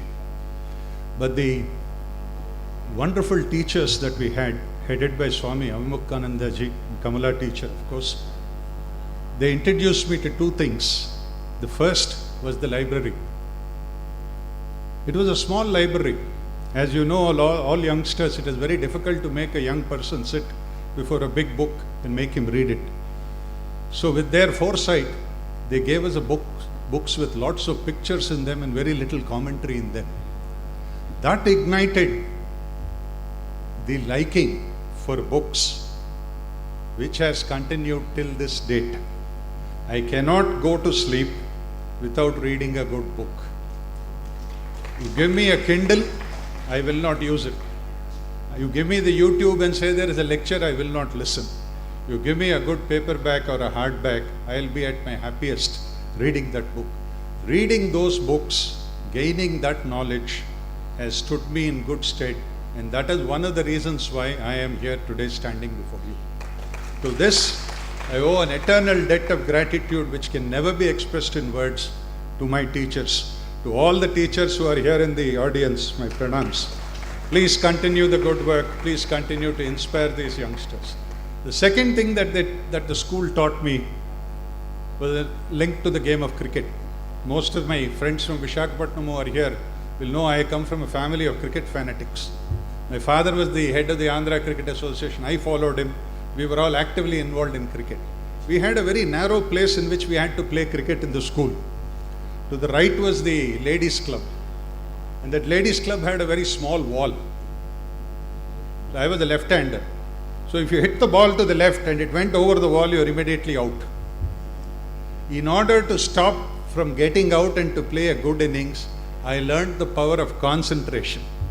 I used to pay meticulous attention to the stroke I was going to play and to solve the issue. This was the second thing that was taught to me by the game of cricket in that school. Always pay attention to the problem, focus your attention on the problem, and then you will find the solution come your way. In order to avoid getting out, because I was a left-hander and tall for my age, it was very easy to hit the ball over the mid-on. But if I did that, I would be declared out the next minute. In order to avoid that, I used to concentrate on hitting the ball all along the ground. These were the two lessons that they taught me. That school was headed by a wonderful Swamiji, a very kind, a benevolent man, and a teacher called Kamala teacher. She was short, about 5'1" or 5'2". But as a youngster, her fear was so much that only after I crossed my 50th year, I had the guts and developed the courage to go up to her and said, "Ma'am, finally I am gathering the courage to speak to you." Not that either of them were strict, not that either of them were imposing corporal punishment. The strength of their personalities was so strong that we all had to maintain the discipline, and that discipline is standing us in good stead. Last but not the least, on a personal note, I would also like to talk about the Vivekananda Hall. I don't know how many of you are aware, but the elders in the audience would be aware. Before this magnificent edifice was built by that great man in the corner, Susarla Gopal Shastri Garu, who went all around Vizag gathering a rupee to develop this. And later, the final shape was given by another great man sitting in our audience, C.S. and Rajagaru. That this Kalabharati auditorium came up because of these two gentlemen, run of course by Rambabu Garu and others today. These two great people gave you this wonderful hall. But before this hall was there, the Vivekananda Hall was the nerve center of the social, religious, musical and every other activity in this city. That Vivekananda Hall was one of the most famous halls in the city, where the greatest of the greatest artists, men of letters, have come and performed there and delivered lectures. You should be proud that you are on such hallowed ground. Students, don't ever forget. Don't ever think that school lacks in facilities or does not give you what this other corporate school does not. They are giving you discipline. They are giving you knowledge. They are giving you a path forward. It is this magnificent school which has made me what I am. And all those teachers are what have shaped all of us slowly and steadily without imposing their iron will on us. With this personal note, I would also like to continue what Swamiji has started and what the other two speakers have started. I don't know how many lawyers are in the audience, but another great bhakta of Swami Ramakrishna ji was the great Nani Palkiwala, one of India's most outstanding lawyers. The greatest, people rate him as the greatest lawyer ever who was born in India. He wrote a book called We the People. The dedication of that book is to the citizens of India. In his dedication he says, who gave unto themselves this wonderful heritage, but not the wisdom or the ability to cherish it. Please listen to the words very, very carefully.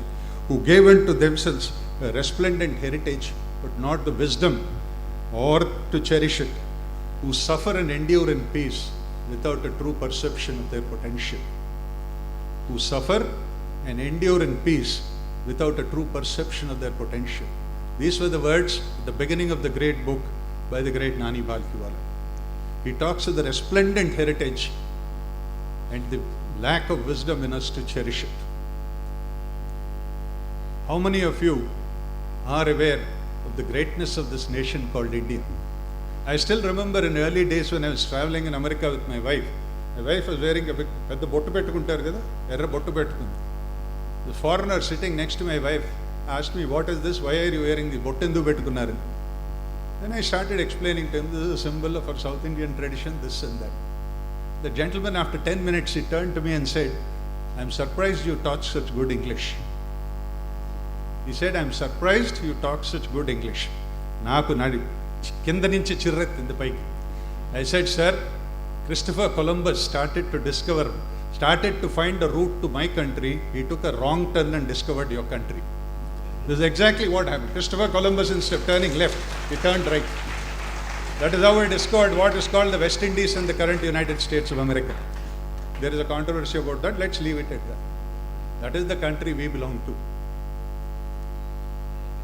Long before the telescopes were invented, long before this astronomy was invented, there were people in India predicting with absolute certainty the distance between the earth and the moon, the earth and the sun. Long before these computers with their models and their predictions came into being, people were preparing the eclipse. Chandragrahanam, Suryagrahanam. Just if you sit and imagine what is happening, it is three celestial bodies which are moving, one coming in the path of the other, one blocking a light. Sitting on a stool under a tree, with absolute precision, they used to predict. What were the tools that they had? Except their ingenuity and their own intellect. Everybody today has computers, supercomputers. You have stimulation models to tell you what will happen. But what did these great people have? Who invented the zero? It is an Indian who discovered the concept of a zero. Without the concept of a zero, what is science? What is development? Can this building be constructed? Can this mic be installed? Will you hear my voice? That is the basis of the development of science as we know it. Again, a discovery from India. Nalanda University is supposed to be one of the greatest universities in the world. It is said, the entrance exam, like your CAT and GAT, you only had to speak to the watchman at the gate. If you could answer the 3 or 4 questions that the watchman at the gate asked you, you were eligible to be a student of the university. That was the intellect of the watchman of the gate. Just imagine the intellect of the teachers of that great institution. This is the country of Aryabhatta, Varahamihira, Susruta. This is the country that everybody in the world were looked up to till about 200 years ago, when our misfortune started. It is this country that you have inherited. It is this country which you have to lead into the future. And I am glad that the Ramakrishna mission has started this wonderful year of celebrations. What does Swami Vivekananda symbolize? That was a period when Bengal was undergoing a renaissance of its own. When Ishwar Chandra Vidyasagar, Raja Ram Mohan Roy and others were doing their social reform in their respective fields, this young man, Narendra, starts his spiritual journey at the feet of a great master. And what did he establish? As an unknown monk, he goes to Chicago. He starts with a simple sentence and says, "Brothers and sisters of America," that gives him a 2-minute standing audience. It is then that the West started noticing the spiritual heritage of India, the spiritual, I don't know what to say, the encyclopedias that are available in India. Till then, for them, India was just a land of half-naked fakirs and beggars. After Swamiji went to the West, after he traveled in the West, after he spoke to them about the greatness of the Indian culture, they started taking India seriously, realizing its true worth. And then, what did Swamiji do after he came back? He established this mission which gave a path and a future to his ideas. Today, Ramakrishna mission is the gold standard for public service. Whenever there is a catastrophe of any massive proportion, the first thing people look forward to is Ramakrishna mission. If Ramakrishna mission is involved in that catastrophe and helping the victims, they know they are safe. They will get good quality food. The monks, without fear of disease, without fear of death, will come into their houses, ensure that they get good food, good medical aid. The schools that they have started, the educational institutions that they have started, all of them are looking to build a modern India that Swami Vivekananda visualized. And what did he visualize? As Professor Nageswara said, nerves of steel. And how do you get these nerves of steel? Do you merely do bodybuilding and get these nerves of steel, or do you get them by strengthening your mind? You will only get them by strengthening of your mind and gaining of knowledge. And this is only possible when you are in an institution like the Ramakrishna Mission. Be proud to be students of this institution. Wherever you go, stand up with pride and say, yes, I am a product of this school. Maybe it is not a corporate school. Maybe we do not use laptops like you do, or audiovisual presentations like you do. But where we score over you is in our spiritual bent of mind, is in our training, is in our discipline, is in our knowledge. This is where you will make a difference. Anybody can use it, but only a man or a woman with discipline, with knowledge, will be able to succeed in life. The slogans that you have repeated, please don't treat them as empty rhetoric. They mean something more. This is a vision of a very great man, a man who traveled the length and breadth of this country, saw its poverty, saw its spiritual greatness, learned, imbibed, and then gave you these ideas. I had the good fortune of going both to Almora and to Kanyakumari, both the southern extreme and the northern extreme. I even went into that little cave in Almora where the Swamiji had did his penance. I was truly blessed. He is something similar and in fact, I find a lot of similarities between Swami Vivekananda and Adi Shankara. Both of them, less 42 years was the maximum lifespan. But the impact that they left is reverberating throughout centuries. In fact, Swami Bodhananda said, it is 1500 years. I feel, sir, it will continue for more. I mean, it is very easy to speak about Swami Vivekananda because he has left such a large volume of work. But for the younger generation, who are naturally impatient, I don't want to take much of your time. I will only give one or two of my quotations and then leave you behind. This is what Swamiji said. Take up one idea, make that one idea your life, dream of it, think of it, live on that idea. Let the brain, body, muscles, nerves, every part of your body be full of that idea, and just leave every other idea alone. This is the way to success. This is the way great spiritual giants are produced. He also said, we are what our thoughts have made us. So take care of what you think. Words are secondary. Thoughts live. Thoughts travel.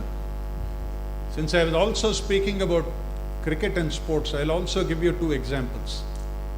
Most of you would have seen yesterday in today's paper the great Boris Becker, the tennis player. After he won 2 Wimbledons, it is said somebody pointed out a flaw in his service, in his first service that day. For the next 30 days, for 8 hours a day, he practiced his first service in tennis. The great Boris Becker, after winning Wimbledon, 30 days, 8 hours a day, single-mindedly he practiced his first serve. Therefore, young men and young women sitting upstairs and listening, and greatness is not achieved overnight. Greatness is achieved after rigorous, hard work. The secret to success is hard work. I don't want to keep on lecturing you. I also want to tell the parents of the students you are here, you have taken a wonderful decision in admitting your wards into this great institution. I am sure they'll shape up into excellent citizens of India, take forward the vision of Ramakrishna ji, Sharada Mata, and also Vivekananda ji, and build a resplendent India, an India we will all be proud of. India is on the verge of being recognized as the world superpower. Most of us sitting here will not be able to see it, but you will be able to see it. You will be a part of this journey, and that, my young friends, is possible only if you work hard and concentrate on your. The words of another great poet, the lives of all great men remind us, departing we can leave behind us footprints on the sands of time. These great men and women have left behind some indelible footprints on the sands of time. This is what you should follow. Follow them, look at their discipline, look at their lives. Choose your own path. You dare to dream, nobody is stopping you. But let your feet be firmly grounded on earth. Imbibe the principles of the Ramakrishna mission. Imbibe the spiritual values of this great country. Move forward and make India the great nation that Swami Vivekananda dreamed about. Thank you so much once again for this opportunity.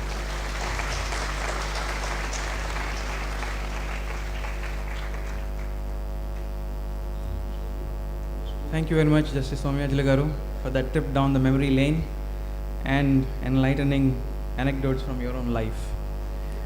I now request Swami Bodhamayanji to present the mementos to all our guests for today. Firstly, Dr. Justice Swamiyajulu garu.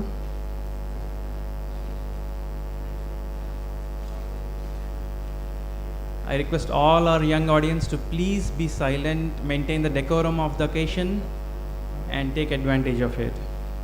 Please don't get distracted.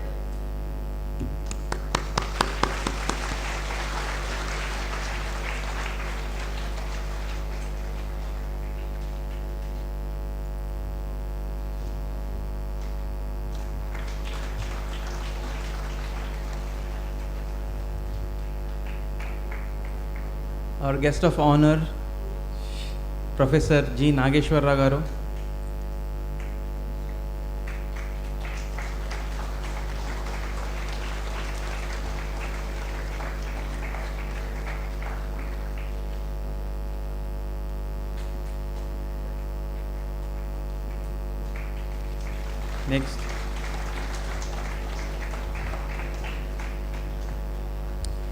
Next, our guest speakers, Professor Sumita Roy garu.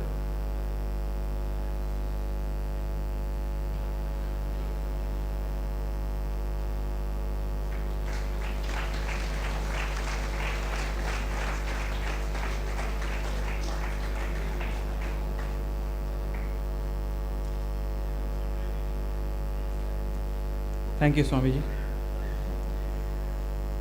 I now invite senior devotee and a long-standing friend of the Ramakrishna Mission, Visakhapatnam, Vice President of the Managing Committee of the Ramakrishna Mission, and also a very active and eminent citizen of the city, Sri M. Satyanarayana Raju garu, to deliver the vote of thanks.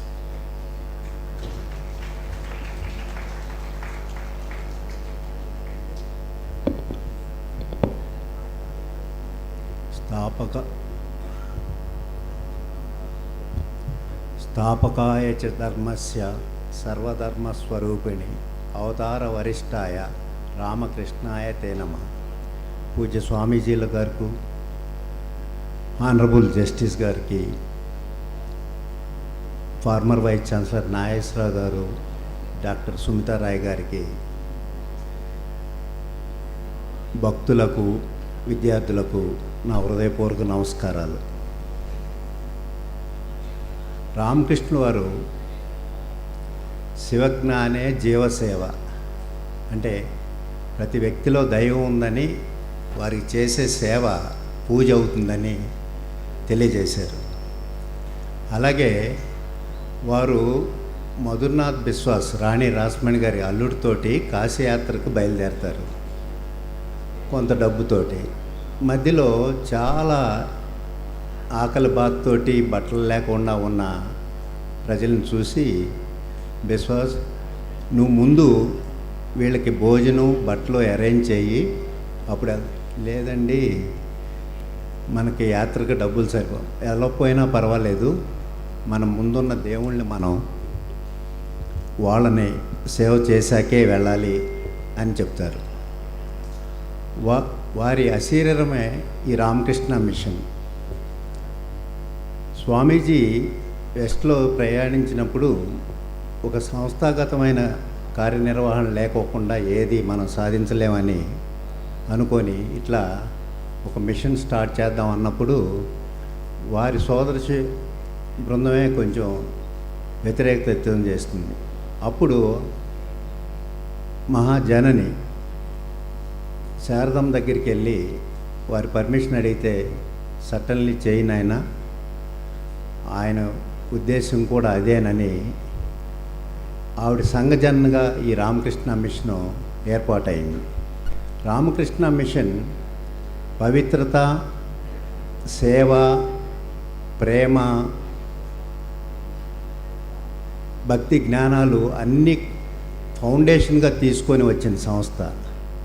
అందువలన ఇక్కడ స్వామీజీలు కూడా వారి సొంతం అనేది ఏం లేకోకుండా వైరాగ్యంతో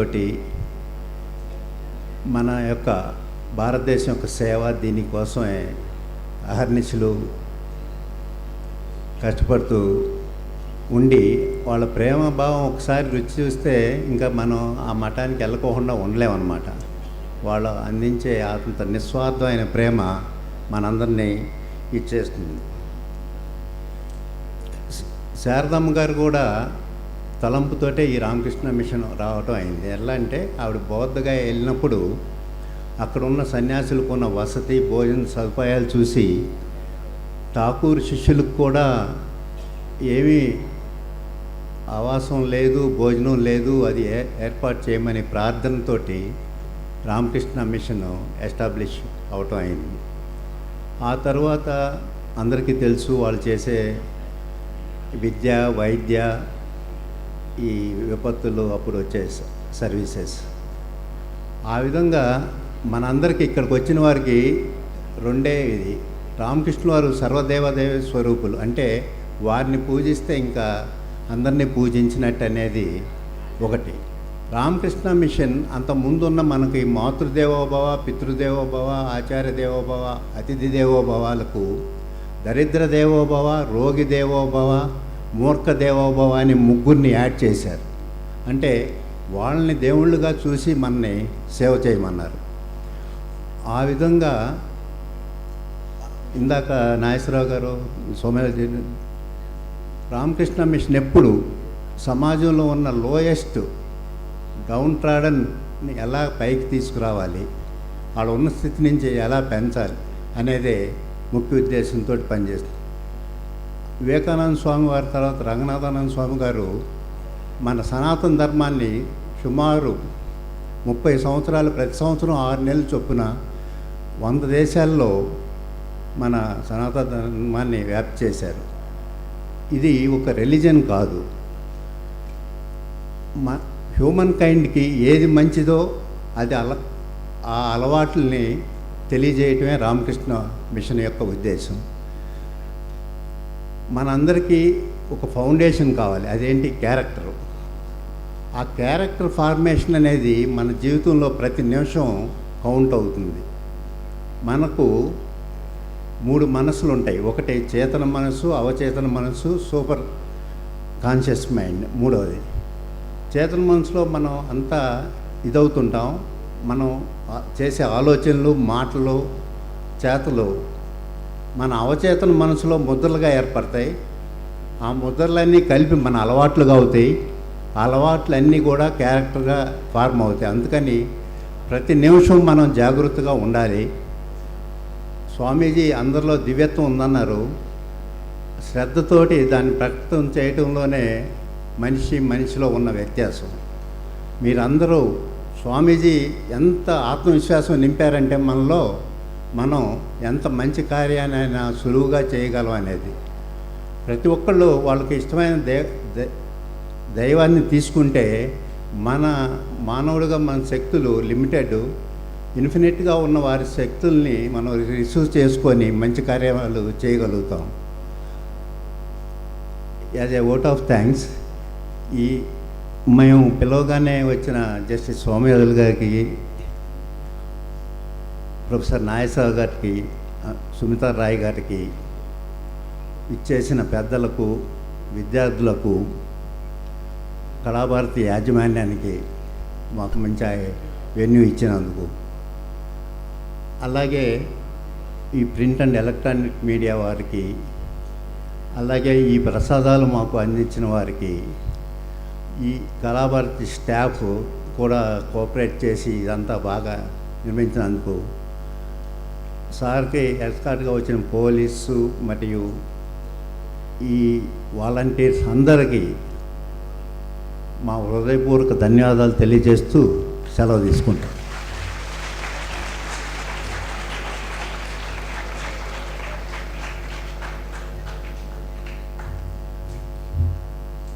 Thank you very much, Satyanarayana Raju garu. So once again, students, strength is life. Be bold. Arise awake. Okay, these are not just slogans, they are mantras for life. Okay, So, as we said in the beginning, this is actually the commemoration of the foundation day of the Ramakrishna mission. So, on this day, Swami Vivekananda called for a meeting to create this association in 1897. We will now see a skit by the students of the Ramakrishna Mission High School, which will reenact that meeting that took place in Kolkata in Balaram Mandir. So please, I request the in-charge Swamiji to come and start the skit.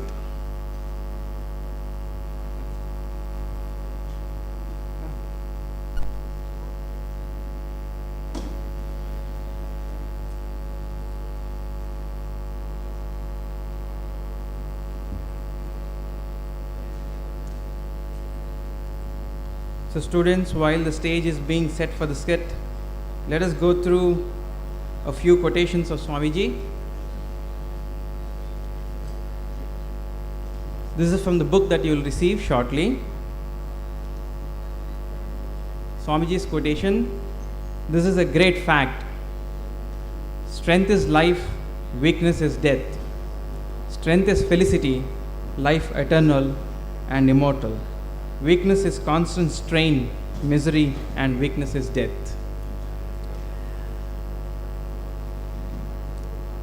Do you know one of the ways that we can show strength in life is, can you all tell me what is the way to show strength in our lives?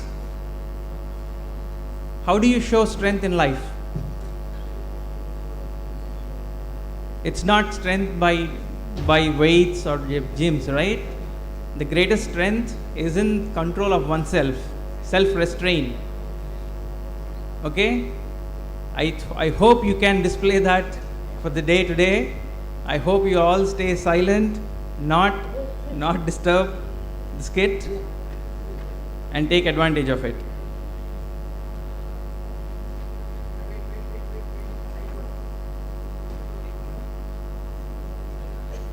So one more quotation.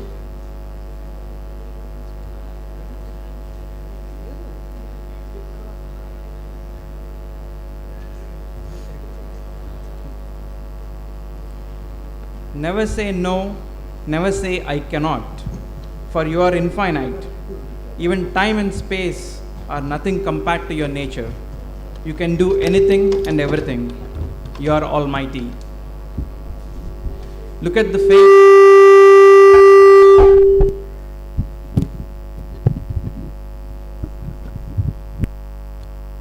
Look at the faith that Swamiji has reposed in you.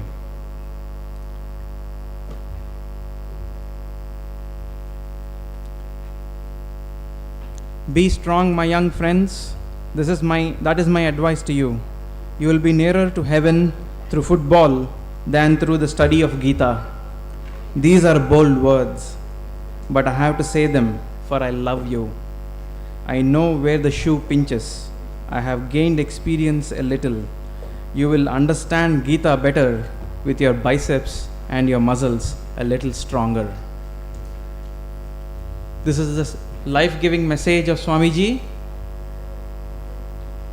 you will receive today, and I hope you will go through it and make it life-changing in your lives.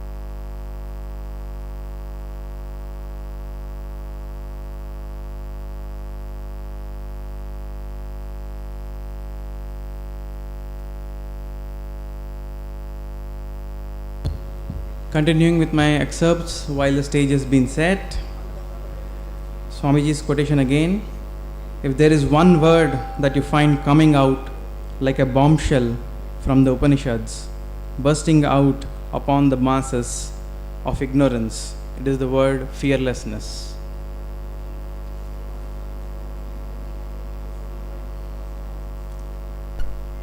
To succeed, you must have tremendous perseverance and tremendous will. I will drink the ocean, says the persevering soul. At my will, mountains will crumble. Have that sort of an energy, and that sort will work hard, and you will reach the goal.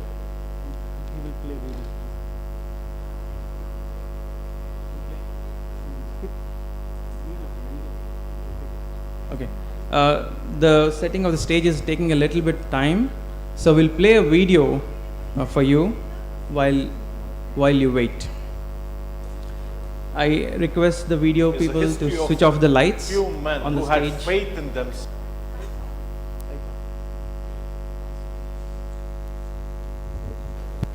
Is a history of few men who had faith in themselves. That faith calls out the divinity within. All the great prophets, saints and seers of the world, what did they do? In one span of life, they lived the whole life of humanity. I believe that India will awake again. If anyone could, with all his heart, could love the people of its country, bereft of the grace of affluence, downtrodden, ever starved, quarrelsome and envious, India needs the sacrifice of at least 1,000 of her men, minds, and not brutes.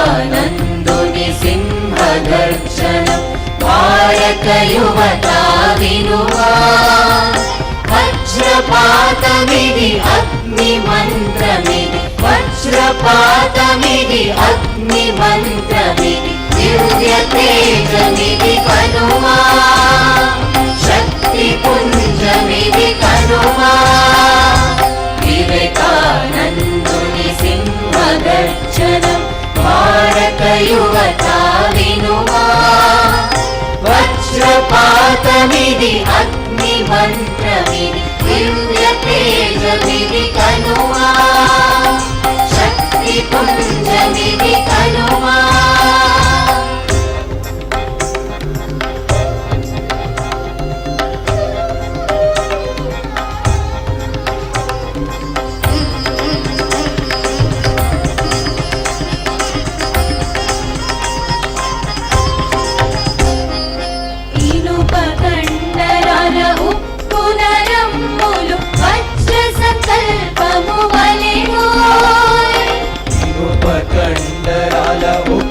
నరమ్ములు వజ్ర సంకల్పము వలెనోయ్ బలమే జీవనము ధైర్యమే మృత్యువు బలమే జీవనము ధైర్యమే మృత్యువు తిరితిరోధని కవలదోయ్ తిరితిరోధని కవలదోయ్ వివేకానందుని సింహగర్జనం भारतयुवता विनुमा वज्रपातमिति अग्निमन्त्रमिति दिव्यतेजमिति कनुमा शक्तिपुञ्जमिति कनुमा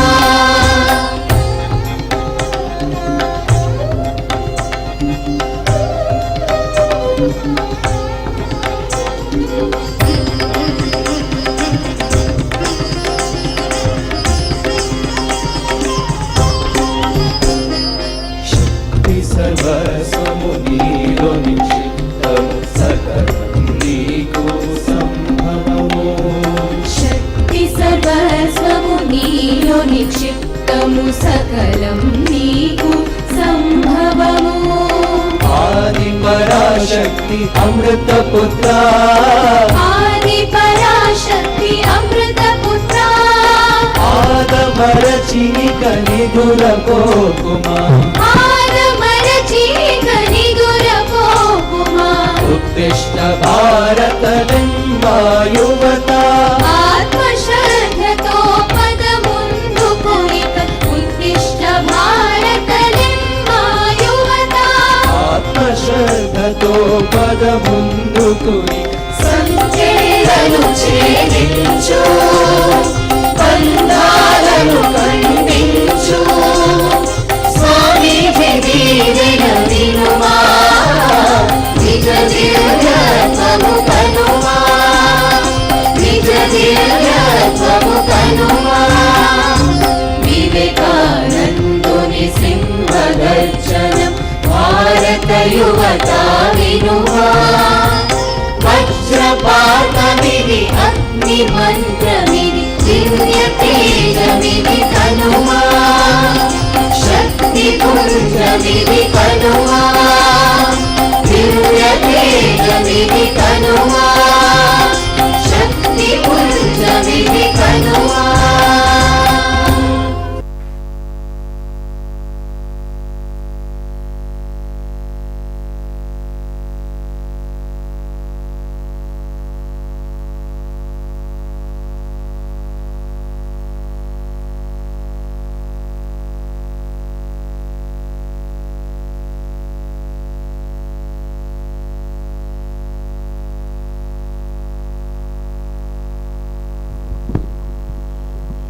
Jai Ramakrishna. Now, we the teachers and the students of Ramakrishna Mission High School are going to present a small skit of the day on which Swami Vivekananda founded the Ramakrishna Mission.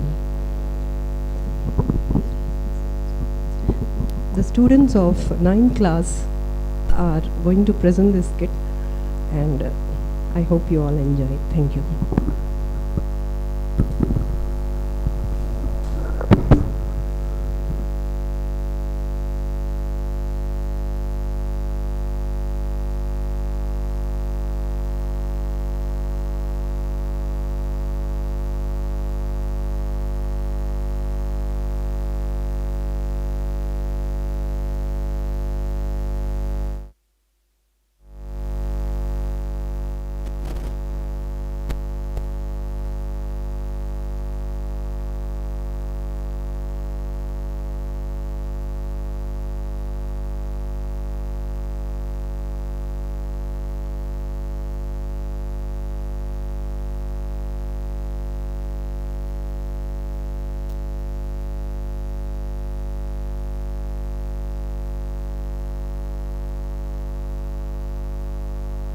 Please play audio.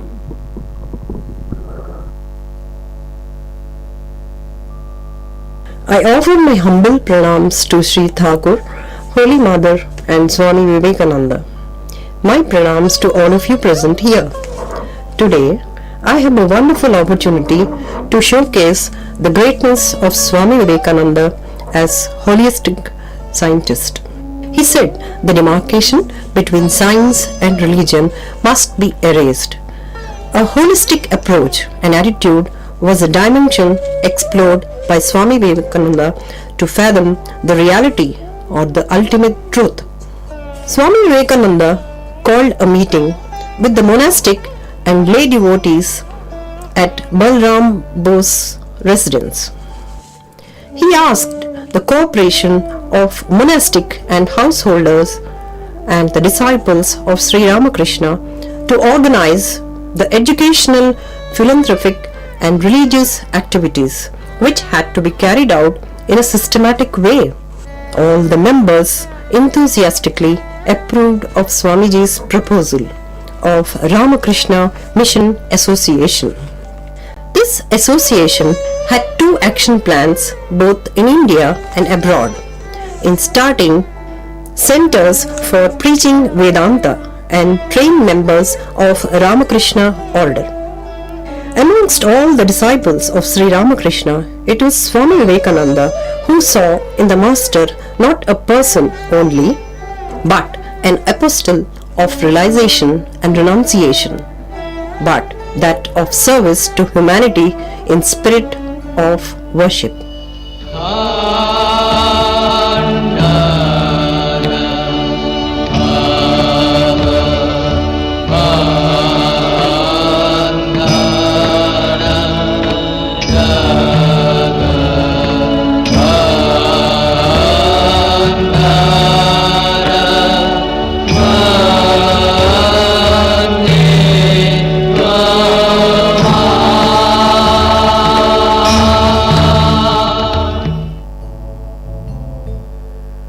Pranam Swamiji. Our Master Sri Ramakrishna focuses his mind, the thought of ideas suited to needs of the people. That is why he is called Avatar of present age by millions of people. He has trained the youth to be a torch bearers of his message. We shall be dedicated. The story of Ramakrishna mission unfolds the truth, a power to men and institutions. What is the cause of downfall of our country, Swamiji? In my experience, as I travel in India, I have seen utter poverty and backwardness in masses. It is important we should not neglect the poor, who produce all wealth of the nation. How can we help the poor, Swamiji? We need to cater the bare necessities, give free education and spiritual education, build the confidence in their lives. How can we contribute, Swamiji? We need to dedicate workers, men of youth to move forward, progress the national development. But Swamiji, our country has varied cultures, differences in religions. How to bring about unity? Religion is a universal phenomenon, associated with every culture. There is something unique about Indian religion's traditions. Swamiji, please explain what is universal?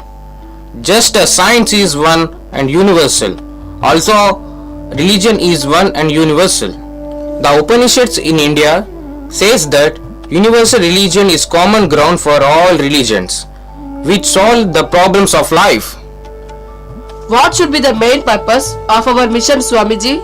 As said by the Master, Avatara Purusha, our Master Sri Ramakrishna, the main purpose of mission is to liberate humanity from suffering and bondage and work for the welfare of the world and the people.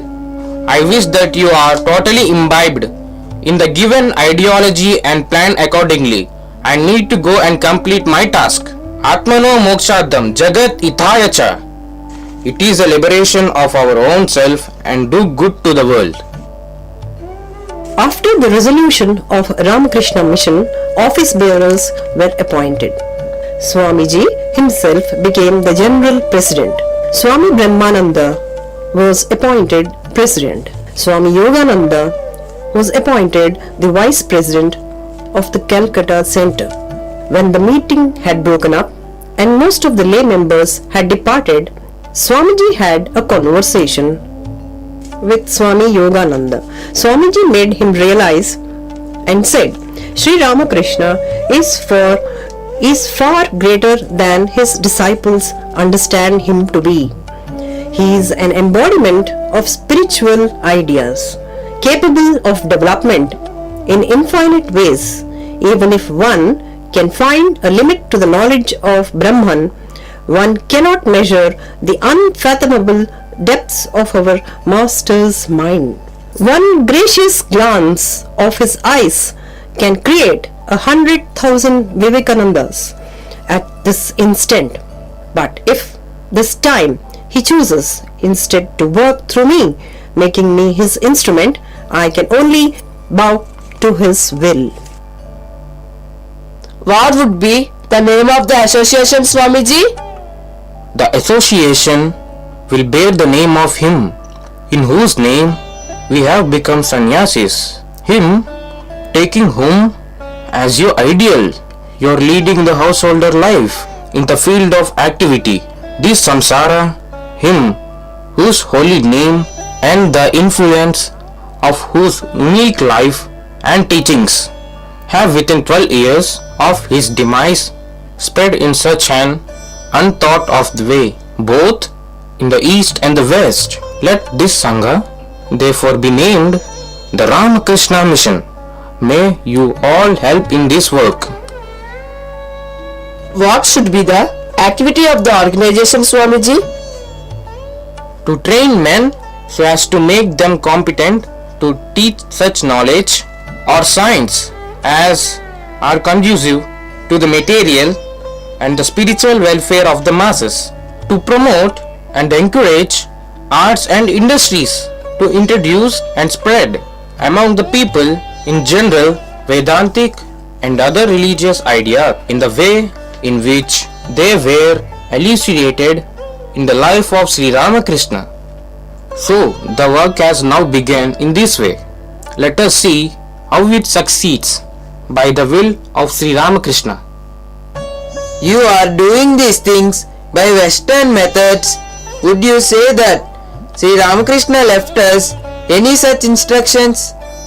How do you know that these methods are not in keeping with his ideas? Sri Ramakrishna was the embodiment of infinite ideas. Do you want to shut him up in your own limits? I shall break those limits and scatter his ideas broadcast all over the world. He never instructed me to introduce worship of him and so forth. The method, so spiritual practice, concentration and meditation and the other higher ideals of religion that he taught, those we must realize and teach to all men. Infinite are the ideas, infinite are the paths that leads to the goal. I was not born to create a new sect in this world. Blessed are we that we have found refuge at the feet of our Master. It is our duty to give the ideas entrusted to us freely to the world. We are always ready to follow your leading, but I confess and ask myself whether we are not straying from Sri Ramakrishna's teachings, as his method of doing things were different. You think you understand Sri Ramakrishna better than myself? You think Jnana is dry knowledge to be attained by the desert path, killing out the tenderest faculties of the heart. Your bhakti is sentimental nonsense which makes one impotent. You want to preach Ramakrishna as you have understood him, which is mighty little. Hands off. Who cares for you, Ramakrishna? Who cares for your bhakti and mukti? Who cares what the scripture says? I will go to hell cheerfully 1,000 times if I can rouse my countrymen immersed in tamas and make them stand on their own feet and be men inspired with the spirit of karma yoga. I am not the follower of Ramakrishna or anyone. I am a follower of him only who carries out my plans. I am not a servant of Ramakrishna or anyone, but of him only who serves and helps others without caring for his own mukti.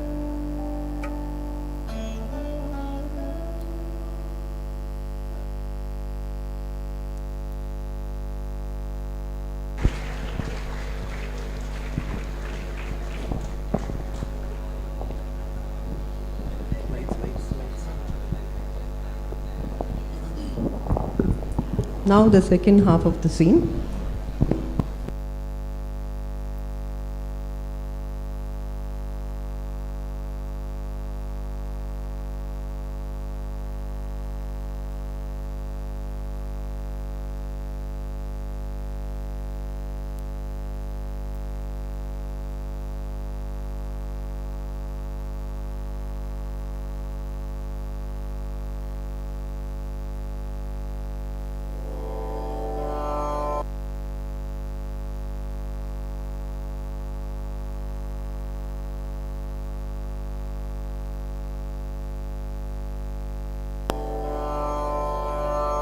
चेतन देव की सेवा करो नर, चेतन देव की सेवा करो नर, जन्म सफल हो जाए तुम्हारो, जन्म सफल हो जाए तुम्हारो।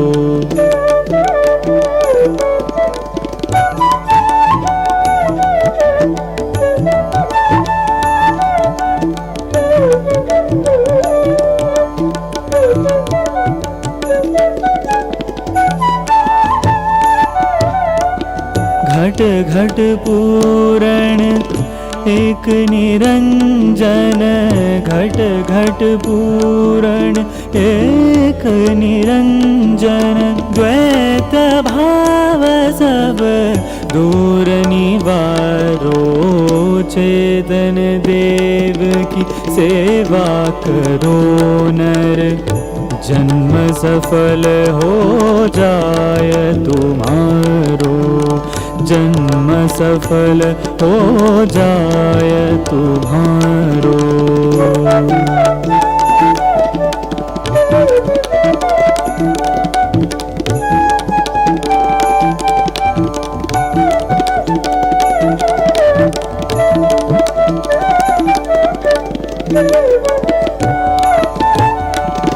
हृदय अंदर मंदिर माही हृदय अंदर मंदिर माही जगमग ज्योत जगे उजियारो जगमग ज्योत जगे उजियारो चेतन देव की सेवा करो नर जन्म सफल हो जाय तुम्हारो चेतन देव की सेवा करो नर जन्म सफल।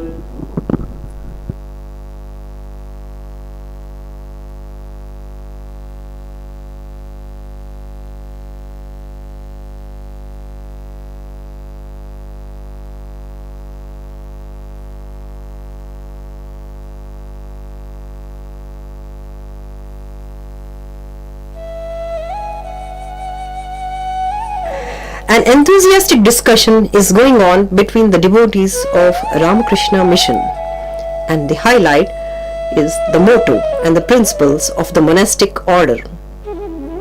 The major task taken up for the welfare of the community, which could be a financial assistance or in the form of material assistance. As it is said, it is the power of the work by the devoted man and the disciples of the institution which is termed as the Ramakrishna movement.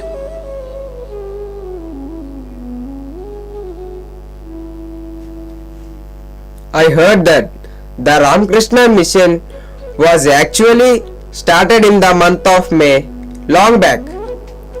Yes, you heard it right. It is now a 125th year by 1st of May that Ramakrishna mission has been founded by Swami Vivekananda in the year 1897. Where is it celebrated? It is a grand celebration in the country and all over the world, as Ramakrishna mission is a renowned organization. But I wonder, how did it gain name and fame in the country and abroad? It was Swami Vivekananda who instilled in the minds of people, whether it was a householder or of the monastic order, to organize and perform the activities which were spiritual and educative. What is the goal of man making according to Swamiji? Swami Vivekananda gave us enough understanding of these aspects. Indeed, the goal of man making education is to build inner strength and a strong character that guides an individual to make a meaningful and contented life. What is the ultimate goal of Swami Vivekananda? Swami Vivekananda says, take up one idea, make that one idea in our life, dream of it, live on that idea. Let the brain, body, muscles and every part of our body be full of that idea and just leave every other idea alone. This is the way to success. Can you recollect the day when Swami Vivekananda gave a speech at the Parliament of the World Religions? It was the most historical and remarkable day when the Indian religion was put on the world map along with others, that is on the September 11th, 1893 in Chicago. What are the aims and ideas of the Ramakrishna mission? The aims of the so-called association was to spread the truth the Ramakrishna preached for the good of the humanity and taught through some examples of his own life, and to help others to put them into practice for physical, mental and spiritual advancement. What are the duties of the association? The duty of the association was to direct the right spirit, the activities of the movement of Sri Ramakrishna for the establishment of the fellowship among the followers of the different religions, knowing them all to be so many forms of one undying eternal religion. What do you think is the principle that Swamiji followed? Swamiji only gives the people a set of eternal principles which can be adopted within any religion framework. The idea is to help people attain spiritual fulfillment within their own religious tradition. How is Ramakrishna Math different from Ramakrishna Mission? Unlike Ramakrishna Math, which is a purely a monastic order, the Ramakrishna Mission is a social service society in which monks of the Ramakrishna Math and lay supporters, disciples, devotees cooperate in conducting different forms of social service such as running schools, hospitals, rural and tribal development, etc. RK Mission was founded by Swami Vivekananda in 1897, May, after he returned from the West, later registered as a charitable society. What are the activities of the mission? The monks of the Ramakrishna order, living in ashrama, meditate, chant and dedicate themselves in the service of the society, helping and catering the needy. So, both Ramakrishna Math and Ramakrishna Mission have the same motto. Yes, it is said, Manav Seve, Madhav Seva. I heard Ramakrishna Mission undertakes various types of secular work and yet retains the identity as a spiritual organization. Yes, Ramakrishna Mission has rehabilitated victims of natural calamities and disasters like earthquakes, cyclones, floods, etc. Not only that, there are a number of schools and institutions where lakhs of people benefit every year. There are also hospitals and orphanages, etc. As Sri Ramakrishna says, love of God did not belong to any caste.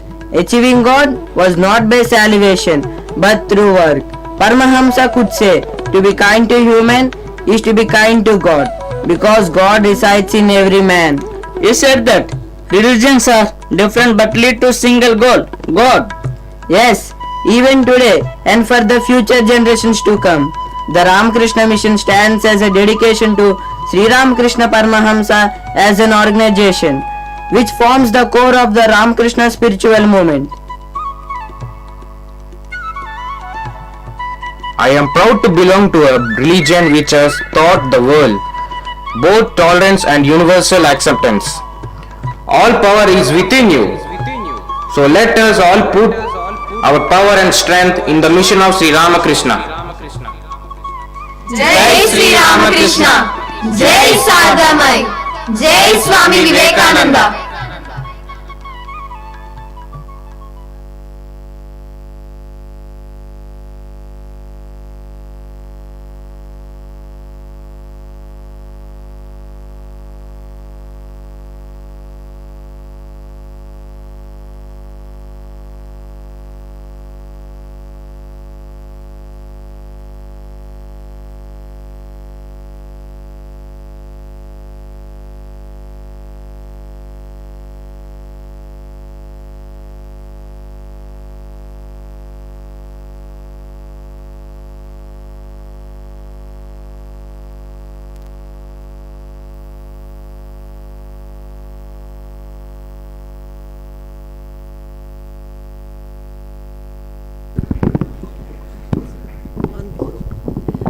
Thank you so much for giving us this opportunity. Jai Ramakrishna. Thank you. Please disperse now.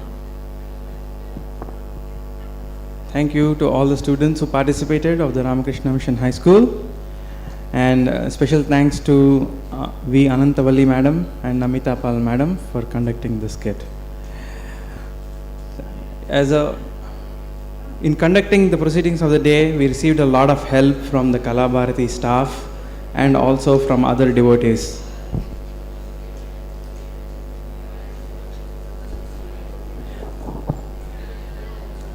Okay. So this brings us to the conclusion of the proceedings for the day. And before you leave, I would like to make a few announcements. Please sit down and listen. Outside each exit, there is a counter where you'll get your lunch, your books of Vivekananda, and also your certificate. Please fill out your details in the Google form for the certificate. And also, for outside each counter, we have a book stall. Please take advantage of the book stall, and also visit our Ramakrishna Mission on the Ramakrishna Beach Road. Remember, these are year-long celebrations from 2022 to 2023, and this is just the inaugural ceremony. I will now say my Jai and conclude the proceedings. Jai Shri Guru Maharaj Ji ki Jai, Jai Shri Mahamai ki Jai, Jai Shri Swami Ji Maharaj Ji ki Jai, Jai Shri Varaha Lakshmi Swami Ji Maharaj Ji ki Jai. Om Shanti Shanti Shanti. Please leave in an orderly fashion. Please maintain the decorum of the occasion. The Ramakrishna Mission at the Beach Road has many activities, including the cerebral palsy clinic, the library. Please, students, please maintain the decorum and please leave quietly in an orderly fashion. Please visit the website rkmissionvizag.org. Also, I request all the volunteers who have helped us to return their badges at the information desk. Please return your volunteer badges at the information desk.